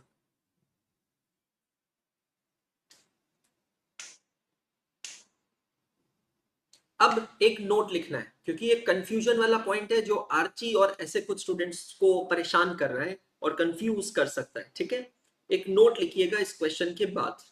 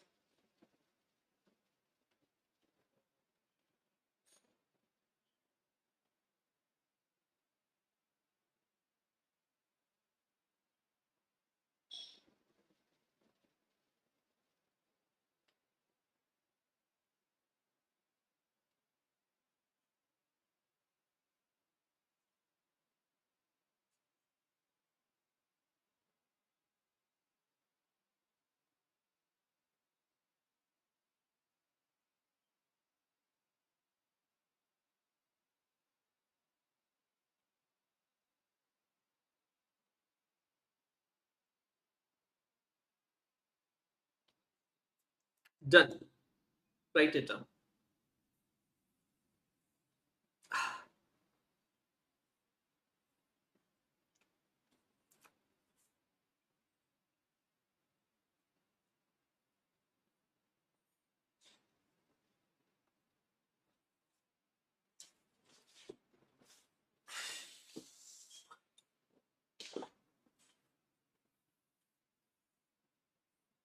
Little advanced questions, we will understand the difference between P&L account and the P&L appropriation account. Maybe today's class or maybe tomorrow's class. Just hold on, okay? So एक point तो clear कर देता हूं, dividend paid operating activity में क्यों add नहीं होगा? Because dividend paid is not an expenditure, it is an appropriation of profit. इस पॉइंट को मैं फर्दर इलेबोरेट करूंगा इन द रिस्पेक्टिव क्वेश्चन, तो अभी के लिए इतना समझिएगा, it won't be adjusted. Number 2, जो प्रीमियम पे किया है ना और रिडम्पशन ऑफ प्रेफरेंस शेयर, ये भी आप नेट प्रॉफिट में एडजस्ट क्यों नहीं करेंगे? क्योंकि क्वेश्चन साफ साफ क्या कहता है समझिएगा, net profit before taking into account income tax and this, but after taking into account 1 2 3 4 5 is 20 lakh. मतलब बहुत क्लियरली शब्दों में कहा है कि ये नेट प्रॉफिट 20 लाख रुपए जो है ना, ये 5 चीजें कंसिडर करने के बाद आए। तो बस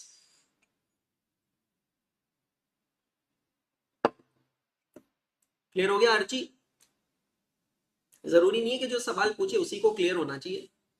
बहुत सारे बच्चे ऐसे भी हो सकते हैं जिनके दिमाग में सवाल ही नहीं आया हो, बट अब जब आर्ची ने क्वेश्चन पूछा, अब जब मैंने एक ही पॉइंट लिखवाया, तो ये लिखने के बाद हो सकता है अब सारा कंफ्यूजन क्लियर हो गया हो, है ना? चलो, इंडेक्स में पोस्ट, अच्छा इंडेक्स तो भी मैंने बनाना सिखाया नहीं है, I will explain you to prepare index.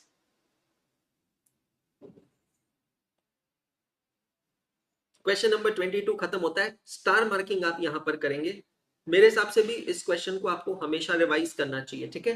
Now let me select one more question that we can solve today given the time which is available with अस।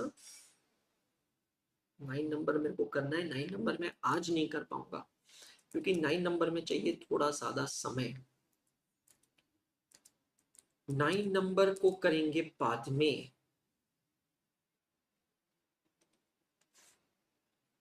ये मैं कल के लिए लिख रहा हूं क्वेश्चन नंबर 9। आज का आपका होमवर्क है 4 and 20। Question number 4 is one of your homework today, homework of lecture number 7। Homework को सॉल्व करना है और सॉल्व कर कर आईसीआर मॉड्यूल के साथ चेक करना है। इलस्ट्रेशन नंबर 2 आईसीआर मॉड्यूल के साथ, एक तो है क्वेश्चन नंबर 4 और दूसरा है क्वेश्चन नंबर 2020।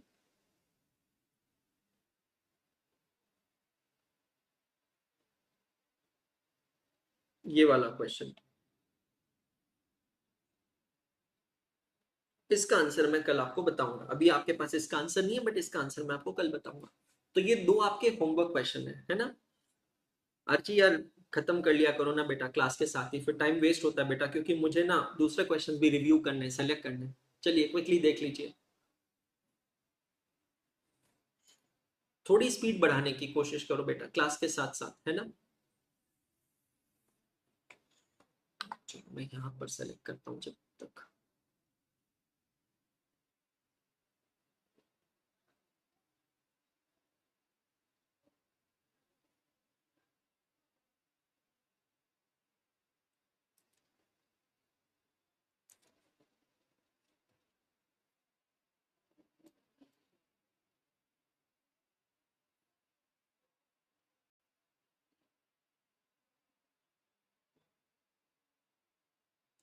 Done, okay. अब मेरे को सेलेक्ट करने दीजिए, मुझे 2 मिनट आप दीजिए, क्योंकि अब समय थोड़ा बचा है कम। इस कम समय के हिसाब से मैं कौन सा क्वेश्चन करवा सकता हूँ या छपवा सकता हूँ, either of them.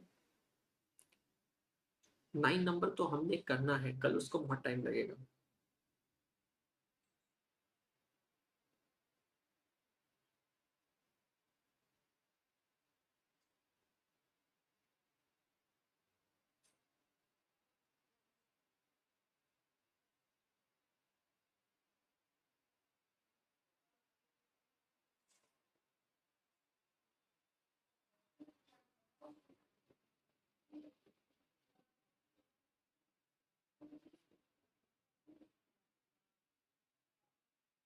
Fifteen number कर ले अभी।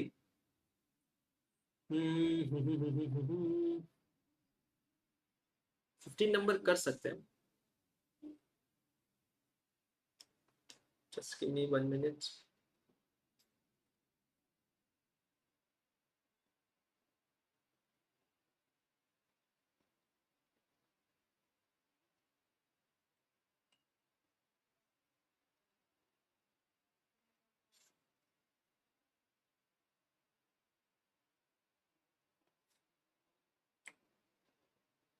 करना है 15 नंबर। वेरी गुड रौनक, वेरी गुड। समथिंग जो आज हम डाइजेस्ट कर सके और समय के अंदर खत्म भी कर सके, ऐसा कोई क्वेश्चन मैं ढूंढ रहा हूँ।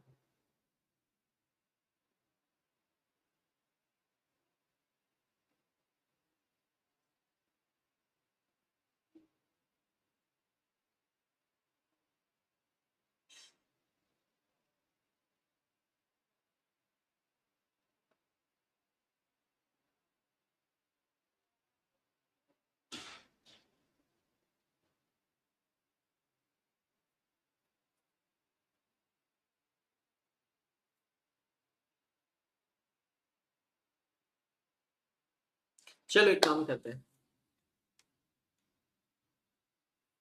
Thank you so much Shreya.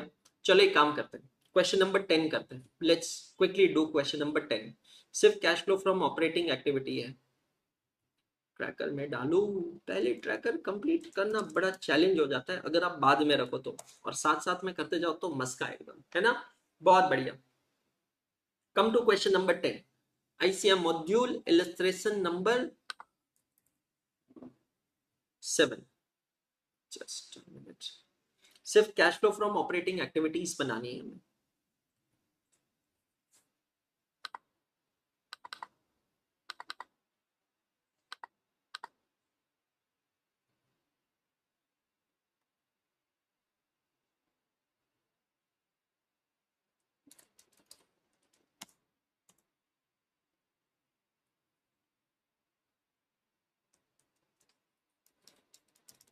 Tracker में मैंने इसको पोस्ट कर दिया। चलिए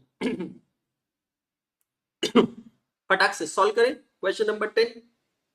मुझे लगता है काफी हो जाएगा, थोड़ा बहुत बच गया तो कल की क्लास में कंप्लीट कर लेंगे, ठीक है। चलिए let's get started and let's get straight into question number 10। Reference देंगे सभी जने आकर यहाँ पर लेक्चर नंबर 7 का, रजिस्टर का पेज नंबर लिखेंगे जहां पर आप ये क्वेश्चन को सॉल्व करने वाले हैं। क्वेश्चन नंबर 10 पेज ऐड कर लेता हूं मैं यहाँ पर, और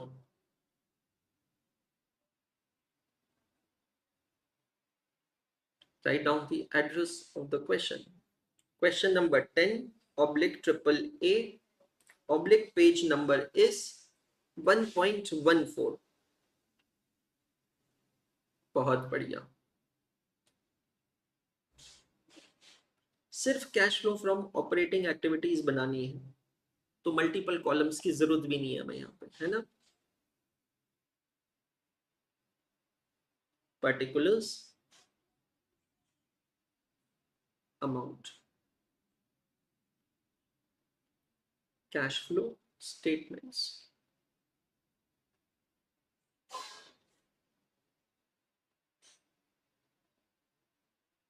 cash flow from operating activities. Correct हो गया सबका रेडी।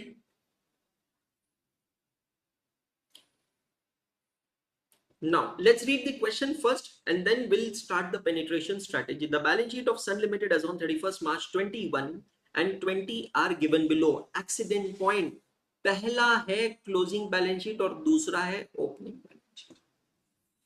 जब कंपेरेटिव बैलेंस शीट दी हो, ये क्लियर कट इशारा है कि शायद आपको इनडायरेक्ट मेथड फॉलो करना है, बट फिर भी हम लोग देखेंगे, ठीक है। डिटेल बैलेंस शीट दी गई है, लंबी चौड़ी बैलेंस शीट है, नीचे नोट्स भी दिए गए हैं, और फिर यहां पर दिया गया है क्या, पढ़िएगा। The profit and loss statement for the year ending 31 March 21 disclose as follow. P&L account हमको दिया है, profit before tax, current tax expenses, profit for the year, declared dividend, retained profit, और फिर बाद में नीचे दिया है फर्दर इंफॉर्मेशन जिसमें लिखा है depreciation for the year is 1000, okay. Disposal proceeds from sale of vehicle, written down value of vehicle, profit on disposal. Okay, ये कुछ फर्दर इंफॉर्मेशन दी है, मतलब आप अगर देखेंगे तो एक तरीके से ये वाला जो हिस्सा है ये बिल्कुल अलग है ना। और प्रॉफिट एंड लॉस अकाउंट ऊपर दिया है। दोस्त मेरे को डायरेक्टली प्रॉफिट बिफोर टैक्स दिया है, can I not directly start with net profit before tax? I should start with that. चलिए शुरू करते हैं। नेट प्रॉफिट बिफोर टैक्स, अब थोड़ी स्पीड में इंक्रीज लाएंगे, ठीक है, will increase the speed. Net profit before tax 4500। जो जो फिगर्स यूज कर रहे हैं उसको कर रहा हूं tick mark. Provision for tax वापस ऐड करने की जरूरत नहीं है। अगर मैं स्टार्ट करता था, समझना, यहां से नेट प्रॉफिट आफ्टर टैक्स 3000, तो मैं ऐड करता था प्रोविजन फॉर टैक्सेशन और फिर स्टार्ट करता था नेट प्रॉफिट बिफोर टैक्स पे। करेक्ट, इनडायरेक्ट मेथड है ये। क्लियर हो गया? पक्का? कोई परेशानी, प्रॉब्लम? आप चाहे तो वैसे भी कर सकते हैं, आप चाहे तो डायरेक्टली यहां से भी स्टार्ट कर सकते हैं। और यहां पर अब हम करेंगे एडजस्टमेंट्स। जो जो हमें वहां पर दिख रहे हैं वो सारे एडजस्टमेंट्स को हम यहाँ देखेंगे, ठीक है। एडजस्टमेंट में अगर आप नीचे देखेंगे तो आपको दिया है depreciation for the year. Depreciation for the year आपको यहाँ पर दिया है। आई थिंक कुछ टाइपिंग मिस्टेक है, मैं मेरी बुक में देख रहा हूँ, जो यहाँ पर फर्दर इंफॉर्मेशन में सिर्फ लिख लीजिएगा बुक में। यहाँ पर ये है फिक्चर्स पे और ये है व्हीकल्स पे। तो total depreciation for the year कितना है? 1000 रुपीज के फिक्चर्स पे और 2500 का व्हीकल पे टोटल डेप्रीसिएशन है 3500। तो डेप्रीसिएशन को क्या करेंगे हम? ऐड करेंगे। ब्रैकेट में आप चाहें तो खुद के लिए कैलकुलेशन लिख सकते हैं। 1000 plus 2500, total depreciation will be 3500। Check all of you. 3500 का टोटल डेप्रिसिएशन आपने ऐड बैक कर दिया, जो भी यूज किया उसे करेंगे टिक मार्क, ठीक है। फिर नीचे दिया है डिस्पोजल। डिस्पोजल मतलब बेचना। Proceeds from disposal of vehicle is 1700। 1700 रुपए मिले हैं आपको जब आपने व्हीकल को बेचा है। हमें यहाँ पर कैश फ्लो पूरा बनाना है कि प्रिपेयर कैश फ्लो स्टेटमेंट? अच्छा, पूरा बनाना है, मैंने सिर्फ ऑपरेटिंग एक्टिविटीज लिखा है। अब एक काम करते हैं, ऑपरेटिंग एक्टिविटीज के लिए आपको लगेगी यहाँ पर तकरीबन तकरीबन 12-13 लाइंस। और फिर लिखते हैं बी,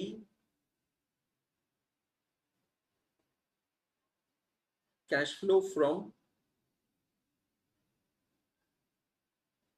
इन्वेस्टिंग एक्टिविटीज। ऑपरेटिंग के लिए 12-13 लाइंस ब्लैंक छोड़ दीजिए, इन्वेस्टिंग के लिए 6 लाइंस ब्लैंक छोड़ दीजिए।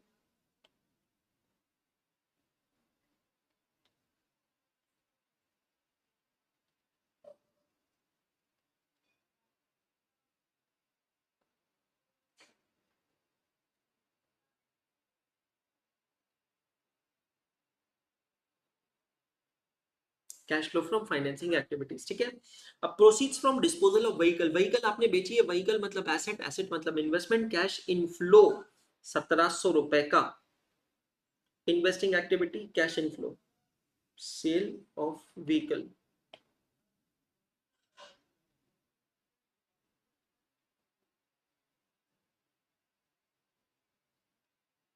1700। अब क्वेश्चन क्या कहता है समझना, ये जो व्हीकल आपने बेची है इसकी WDV है 1000 और प्रॉफिट हुआ है 700 रुपए का। 700 रुपए का जो ये प्रॉफिट हुआ है व्हीकल के ऊपर, इसको आप कहां करेंगे? यहां से लेस करेंगे।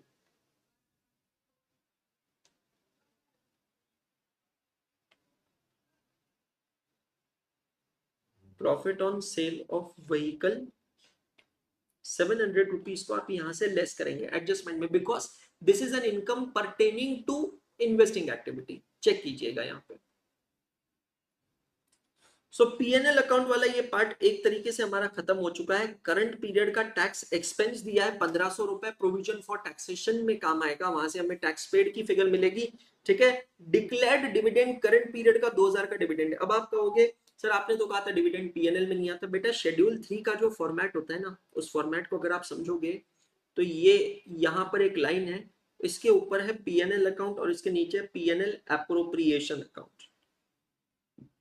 तो डिविडेंड पेड जो है it's actually in PNL appropriation account, ठीक है सर। ये क्लियर हो गया। अब हम आते हैं बैलेंस शीट के अंदर। आज के क्वेश्चन को एब्जॉर्ब कर लेना, जितना भी एब्जॉर्ब हो गया अच्छी बात है, अगर नहीं हुआ तो कल एक गेटवे क्वेश्चन कराऊंगा, क्वेश्चन नंबर 9, उसके अंदर पूरा मस्का एकदम क्लियर हो जाएगा, ठीक है। बैलेंस शीट के अंदर अंदर आते हैं दोस्तों। बैलेंस शीट की एक एक फिगर जो है ना वो जस्टिफाई होनी चाहिए।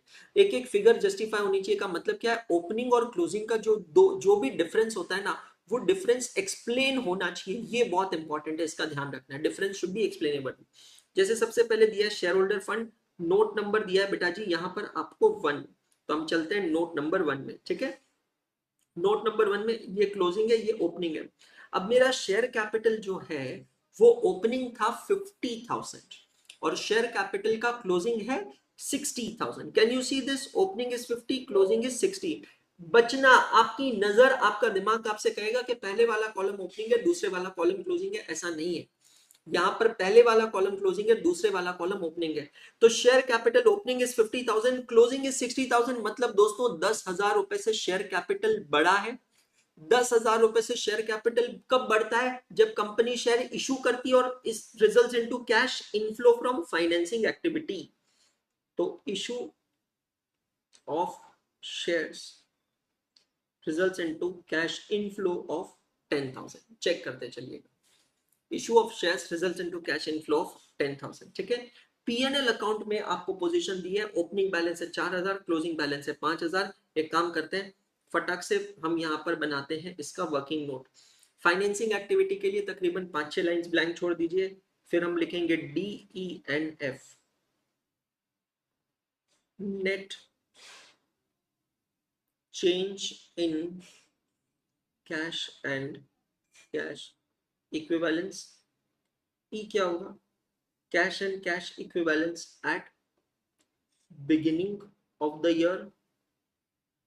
और फिर एफ होगा cash and cash equivalence at end of the year. Perfect है, कोई परेशानी, प्रॉब्लम, आपत्ति कुछ नहीं, ठीक है। इन सब के बाद हम लोग यहाँ पर बनाएंगे कुछ वर्किंग नोट्स।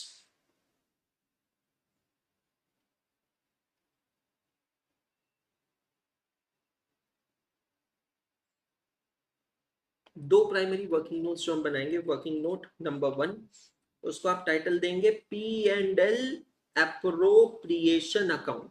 दोस्तों बैलेंस शीट में जो पीएनएल दिखता है वो कौन सा बैलेंस है, after all the appropriation, therefore it is P&L appropriation. Working note number 2, provision for taxation account.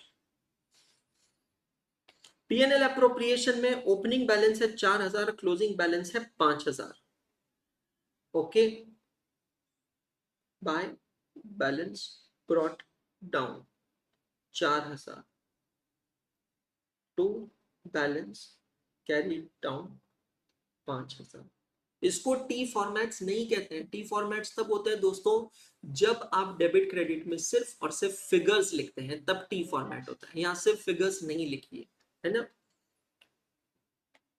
चलिए coming back to question, balance sheet के सीक्वेंस को फॉलो कर रहे हैं। नोट नंबर 1 हो गया, नोट नंबर 2 हो गया, बहुत बढ़िया। फिर दिया है ट्रेड पेबल्स। ट्रेड पेबल्स मतलब करंट लाइबिलिटी। करंट लाइबिलिटी में क्या पोजीशन बन रही है, ओपनिंग है 2,000, क्लोजिंग है 4,000, करंट लाइबिलिटी बढ़ रही है 1,500 रुपए से। Changes in working capital, come to cash flow from operating activities. कैश फ्लो फ्रॉम ऑपरेटिंग एक्टिविटीज में एडजस्टमेंट हम लोग 2 कर चुके हैं दोस्तों, और एज सच कोई एडजस्टमेंट लग नहीं रहा है। तो मैं यहाँ पर एक टोटल ले लेता हूँ, 4,500 plus 3,500 minus 700, is it coming to 7,300। और फिर मैं यहाँ पर लिखता हूँ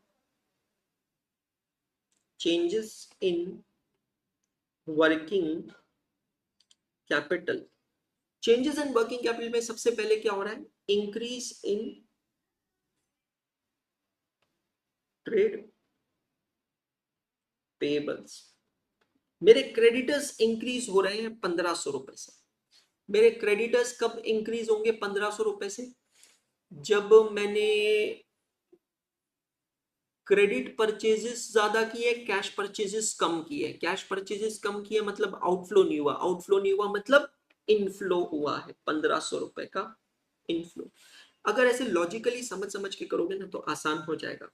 ठीक है, क्वेश्चन का आप ऑब्जर्व करना, मैं सीक्वेंस क्या फॉलो कर रहा हूं, मैं बिल्कुल हैप्पैजार्डली नहीं करूं कि कभी भी कहीं बैलेंस शीट में चले गए, कभी भी नोट्स में चले गए, ऐसे नहीं। मैंने पहले पीएनएल कंप्लीट किया, फिर मैं बैलेंस शीट में आया, नोट नंबर 1 कंप्लीट किया, नोट नंबर 2 कंप्लीट किया, ट्रेड पेबल्स किया।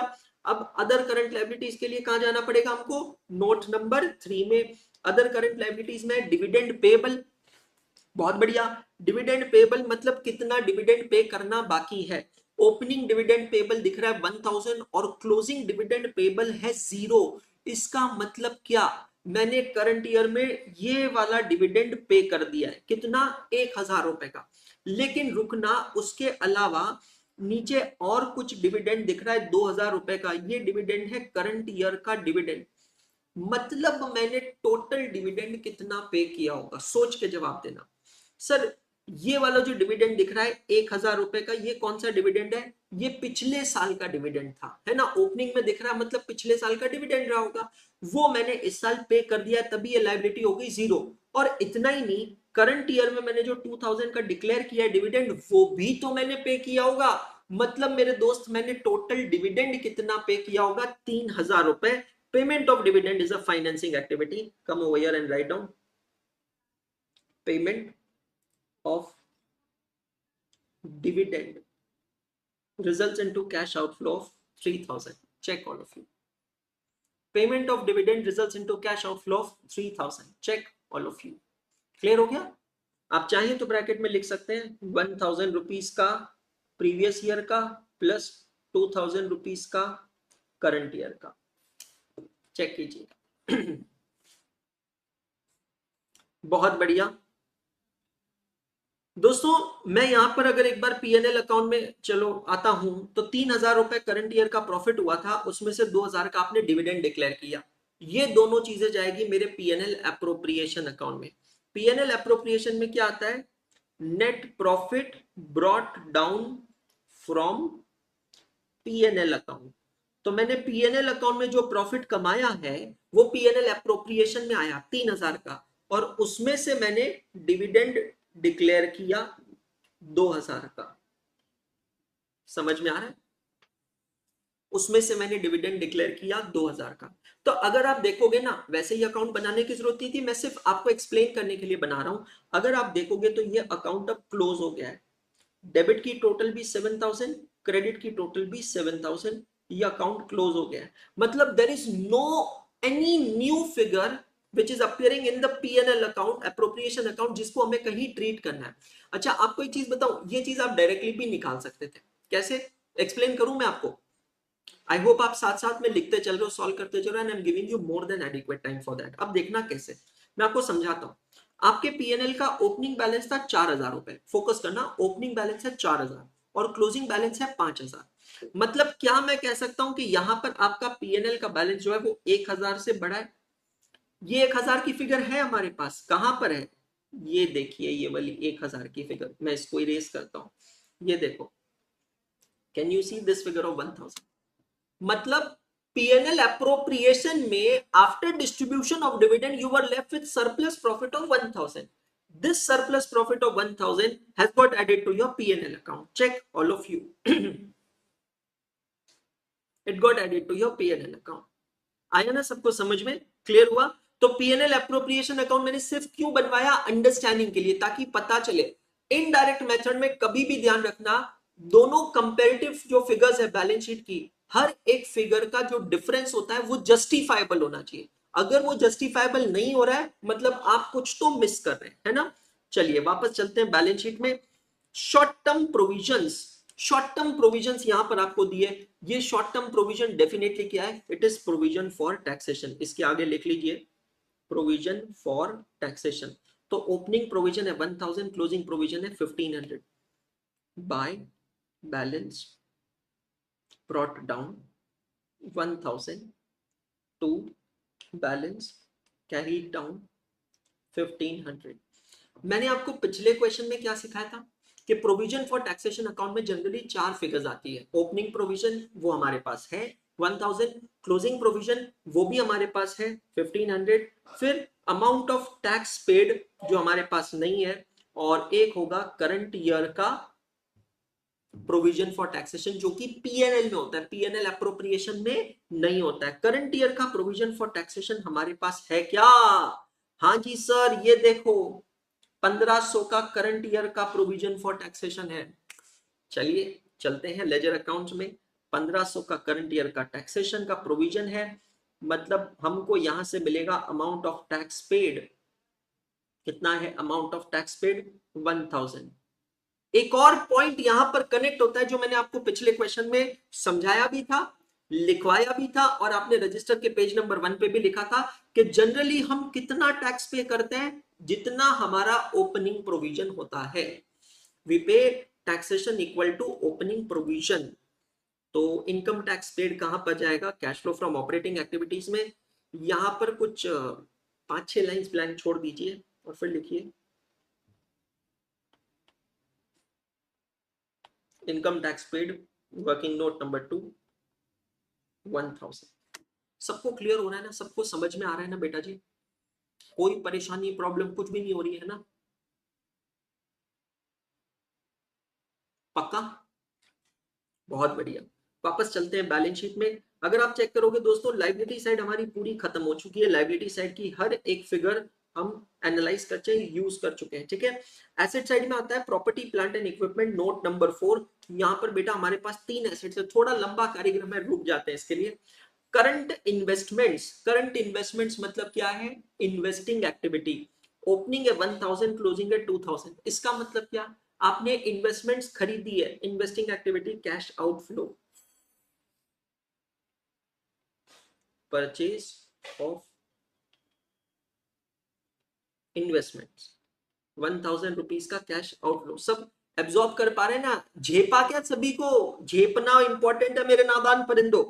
इन्वेंट्री, ओपनिंग है 14, क्लोजिंग है 17। Inventory, current assets increases by 3000, cash outflow operating activity, increase in inventory, 3000 rupees cash outflow. Trade receivables, debtors मेरे बढ़ रहे हैं 2000 से, क्या होगा? कैश आउटफ्लो होगा 2000। सबको समझ में आ रहा है ना? हाँ,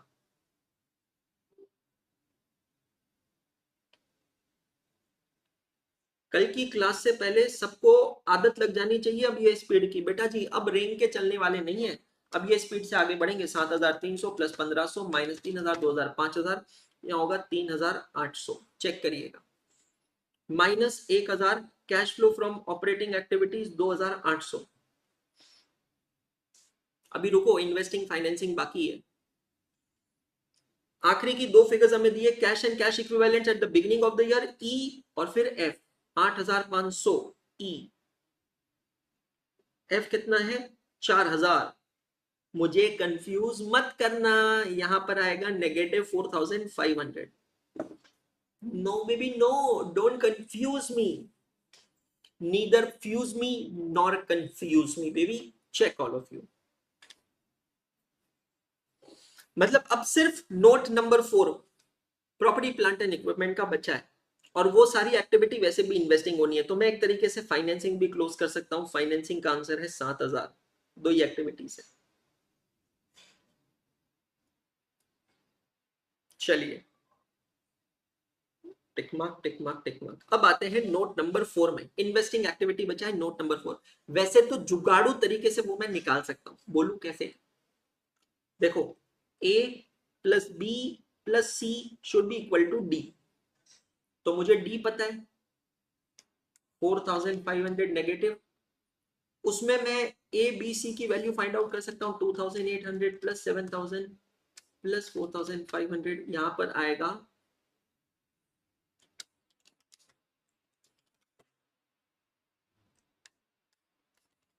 नेगेटिव 14300 आंसर आना चाहिए। चेक करो।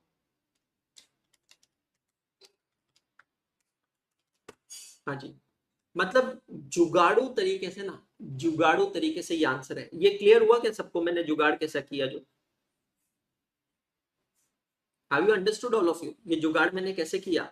मतलब दोस्त समझना, A plus B plus C should be equal to D. और डी मुझे पता है। डी कैसे पता है? क्योंकि मैंने ई और एफ को कंपेयर करके डी निकाला। ठीक है, तो चलो अभी ऐसा नहीं करने का, ऐसी गंदी गंदी चीजें नहीं करने का। रे बाबा, मैं बहुत ही strict teacher. Note number 4, property plant and equipment. चलो फोकस करो। प्रॉपर्टी प्लांट एंड इक्विपमेंट में बिल्डिंग का opening balance closing balance same है। हैला, बिल्डिंग का opening balance closing balance same है, इसका मतलब है ना ही मैंने कोई नई बिल्डिंग खरीदी है और ना ही मैंने पुरानी बिल्डिंग बेची है। ना ही मैंने नई बिल्डिंग खरीदी है, ना ही मैंने पुरानी बिल्डिंग बेची है। मतलब no addition no subtraction. Is this clear? पक्का? Next, fixtures. फिक्सर्स का ओपनिंग बैलेंस है 11,000, क्लोजिंग बैलेंस है 17,000। मतलब फिक्सर्स का बैलेंस बड़ा है 6,000 रुपए से। लेकिन रुकना, फिक्सर्स पे डेप्रीसिएशन लगा है नीचे 1,000 रुपए का। एक काम करते हैं, समझने के लिए दो लेजर अकाउंट बना लेते हैं फटाक से।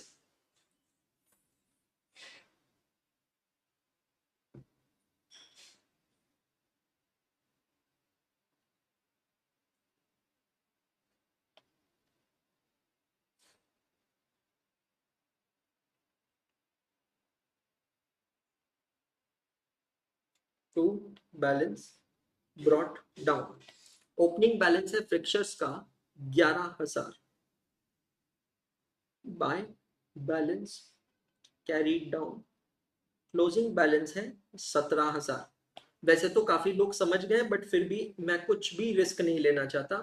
और आपने करंट ईयर में डेप्रीसिएशन प्रोवाइड किया है फिक्सर्स पे 1,000। तो इस लेजर अकाउंट को हम क्लोज करके परचेज ऑफ फिक्सर निकालेंगे। 18,000 यहाँ की टोटल है, 18,000 यहाँ पर लिखेंगे, माइनस 11,000, तो बैलेंसिंग फिगर आएगा 7,000 to bank account. Fixture account कोई भी एसेट अकाउंट दोस्त डेबिट कब होता है? जब आप एसेट परचेज करते हैं।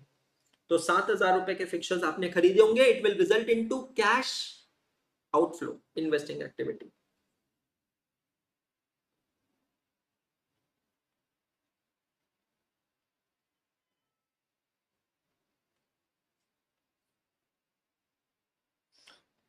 बहुत ही बढ़िया। जैसे जैसे आंसर के नजदीक आ रहे हैं ना सर, ऐसा धक धक हो रहा है ना। अब फिक्सर्स की तरह ही हम एक और लेजर अकाउंट यहां पर बना लेंगे। सर आपको नहीं लग रहा है आप बहुत गलत कर रहे हो? नहीं, मेरे को बिल्कुल भी नहीं लग रहा मैं गलत कर रहा हूँ, क्योंकि मैंने इसके लिए पैसे दिए हैं। सर मतलब तो क्या हुआ सर? मतलब सर थोड़ी तो सर हम भी मतलब डिजर्व करते हैं ना सर।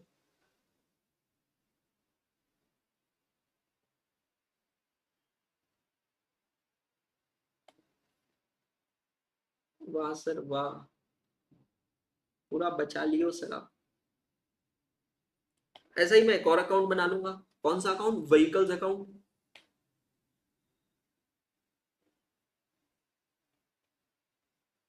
ओपनिंग बैलेंस है 8,000, क्लोजिंग है 12,500।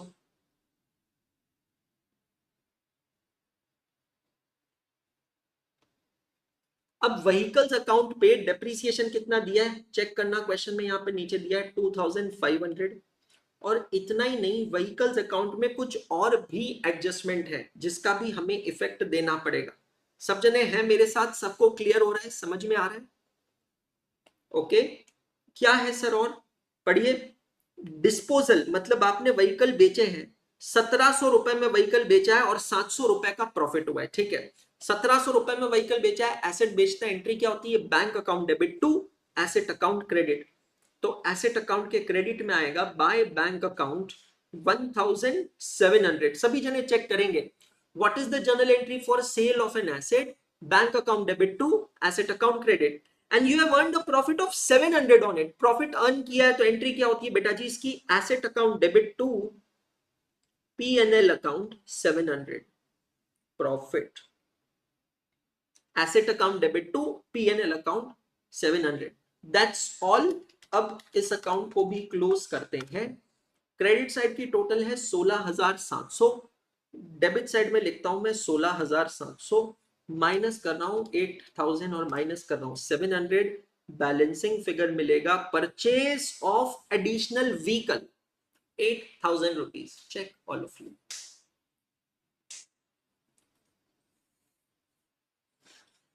Purchase of vehicles 8,000 rupees. आएगा सबको समझ में?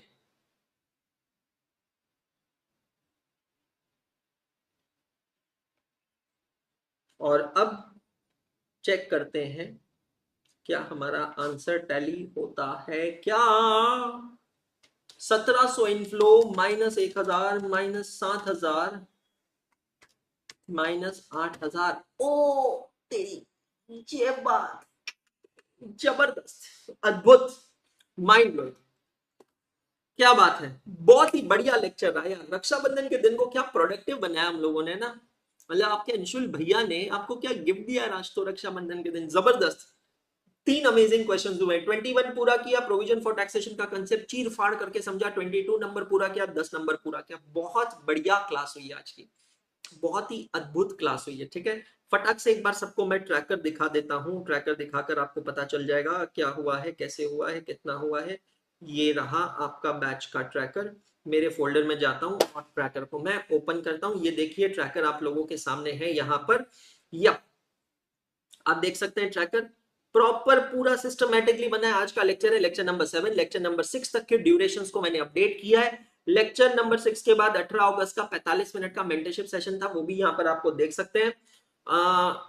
रिकॉर्डेड स्टूडेंट्स को वैसे जरूरत नहीं है वो देखने की, मोस्टली वो लाइव वालों के लिए रहता है। कैश फ्लो स्टेटमेंट का आज का लेक्चर जो था, gateway lecture for indirect method completed, question number 21, 22 and 10। Homework है question number 4 and 20। Specific remark मैंने डाल के रखा है, explain concept of provision for taxation. मतलब जब भी आप बाद में ट्रैकर यूज करोगे ना, और अगर किसी दिन आप भूल गए कि मुझे प्रोविजन फॉर टैक्सेशन का कंसेप्ट रिवाइज करना है, वो कौन से लेक्चर में हुआ था ढूंढने की जरूरत नहीं है बेटा, क्योंकि अंशुल भैया ने ट्रैकर में डाल के रखा है। प्रोविजन फॉर टैक्सेशन आपने लेक्चर नंबर 7 में किया है। इतना ही नहीं, मैंने कल के लेक्चर की प्लानिंग भी करके रखी भैया। If you fail to plan, you plan to fail. Tomorrow we will do question number 9 which is a very important question, जिसके अंदर मैं आपको समझाऊंगा कंसेप्ट ऑफ एडवांस टैक्स। फिर करेंगे क्वेश्चन नंबर 13 और कल का होमवर्क रहेगा 5 एंड 11। एडवांस में प्लानिंग करके रखना जरूरी है, क्योंकि as I said if you fail to plan, you plan to fail. Thank you so much guys, उम्मीद करता हूं आपको आज का लेक्चर अच्छा लगा होगा। अगर लेक्चर अच्छा लगा है, मेहनत अच्छी लगे, सच्ची लगे, तो लेक्चर एंड होने पे ऐप पे 5 स्टार रेटिंग जरूर दीजिएगा। अच्छे से पढ़ाई करते रहिएगा, अच्छे से मेहनत करते रहिएगा। रक्षाबंधन की वापस से बहुत बहुत शुभकामनाएं। कहता था, कहता हूं, कहता रहूंगा, हाथ नहीं छोड़ूंगा, साथ नहीं छोड़ूंगा। और जाने से पहले कहूंगा सिर्फ इतना, पढ़ते रहो, सीखते रहो, आगे बढ़ते रहो, क्योंकि पढ़ना बंद तो सीखना बंद, और सीखना बंद तो आगे बढ़ना बंद। गुड डे, शब्बा खैर।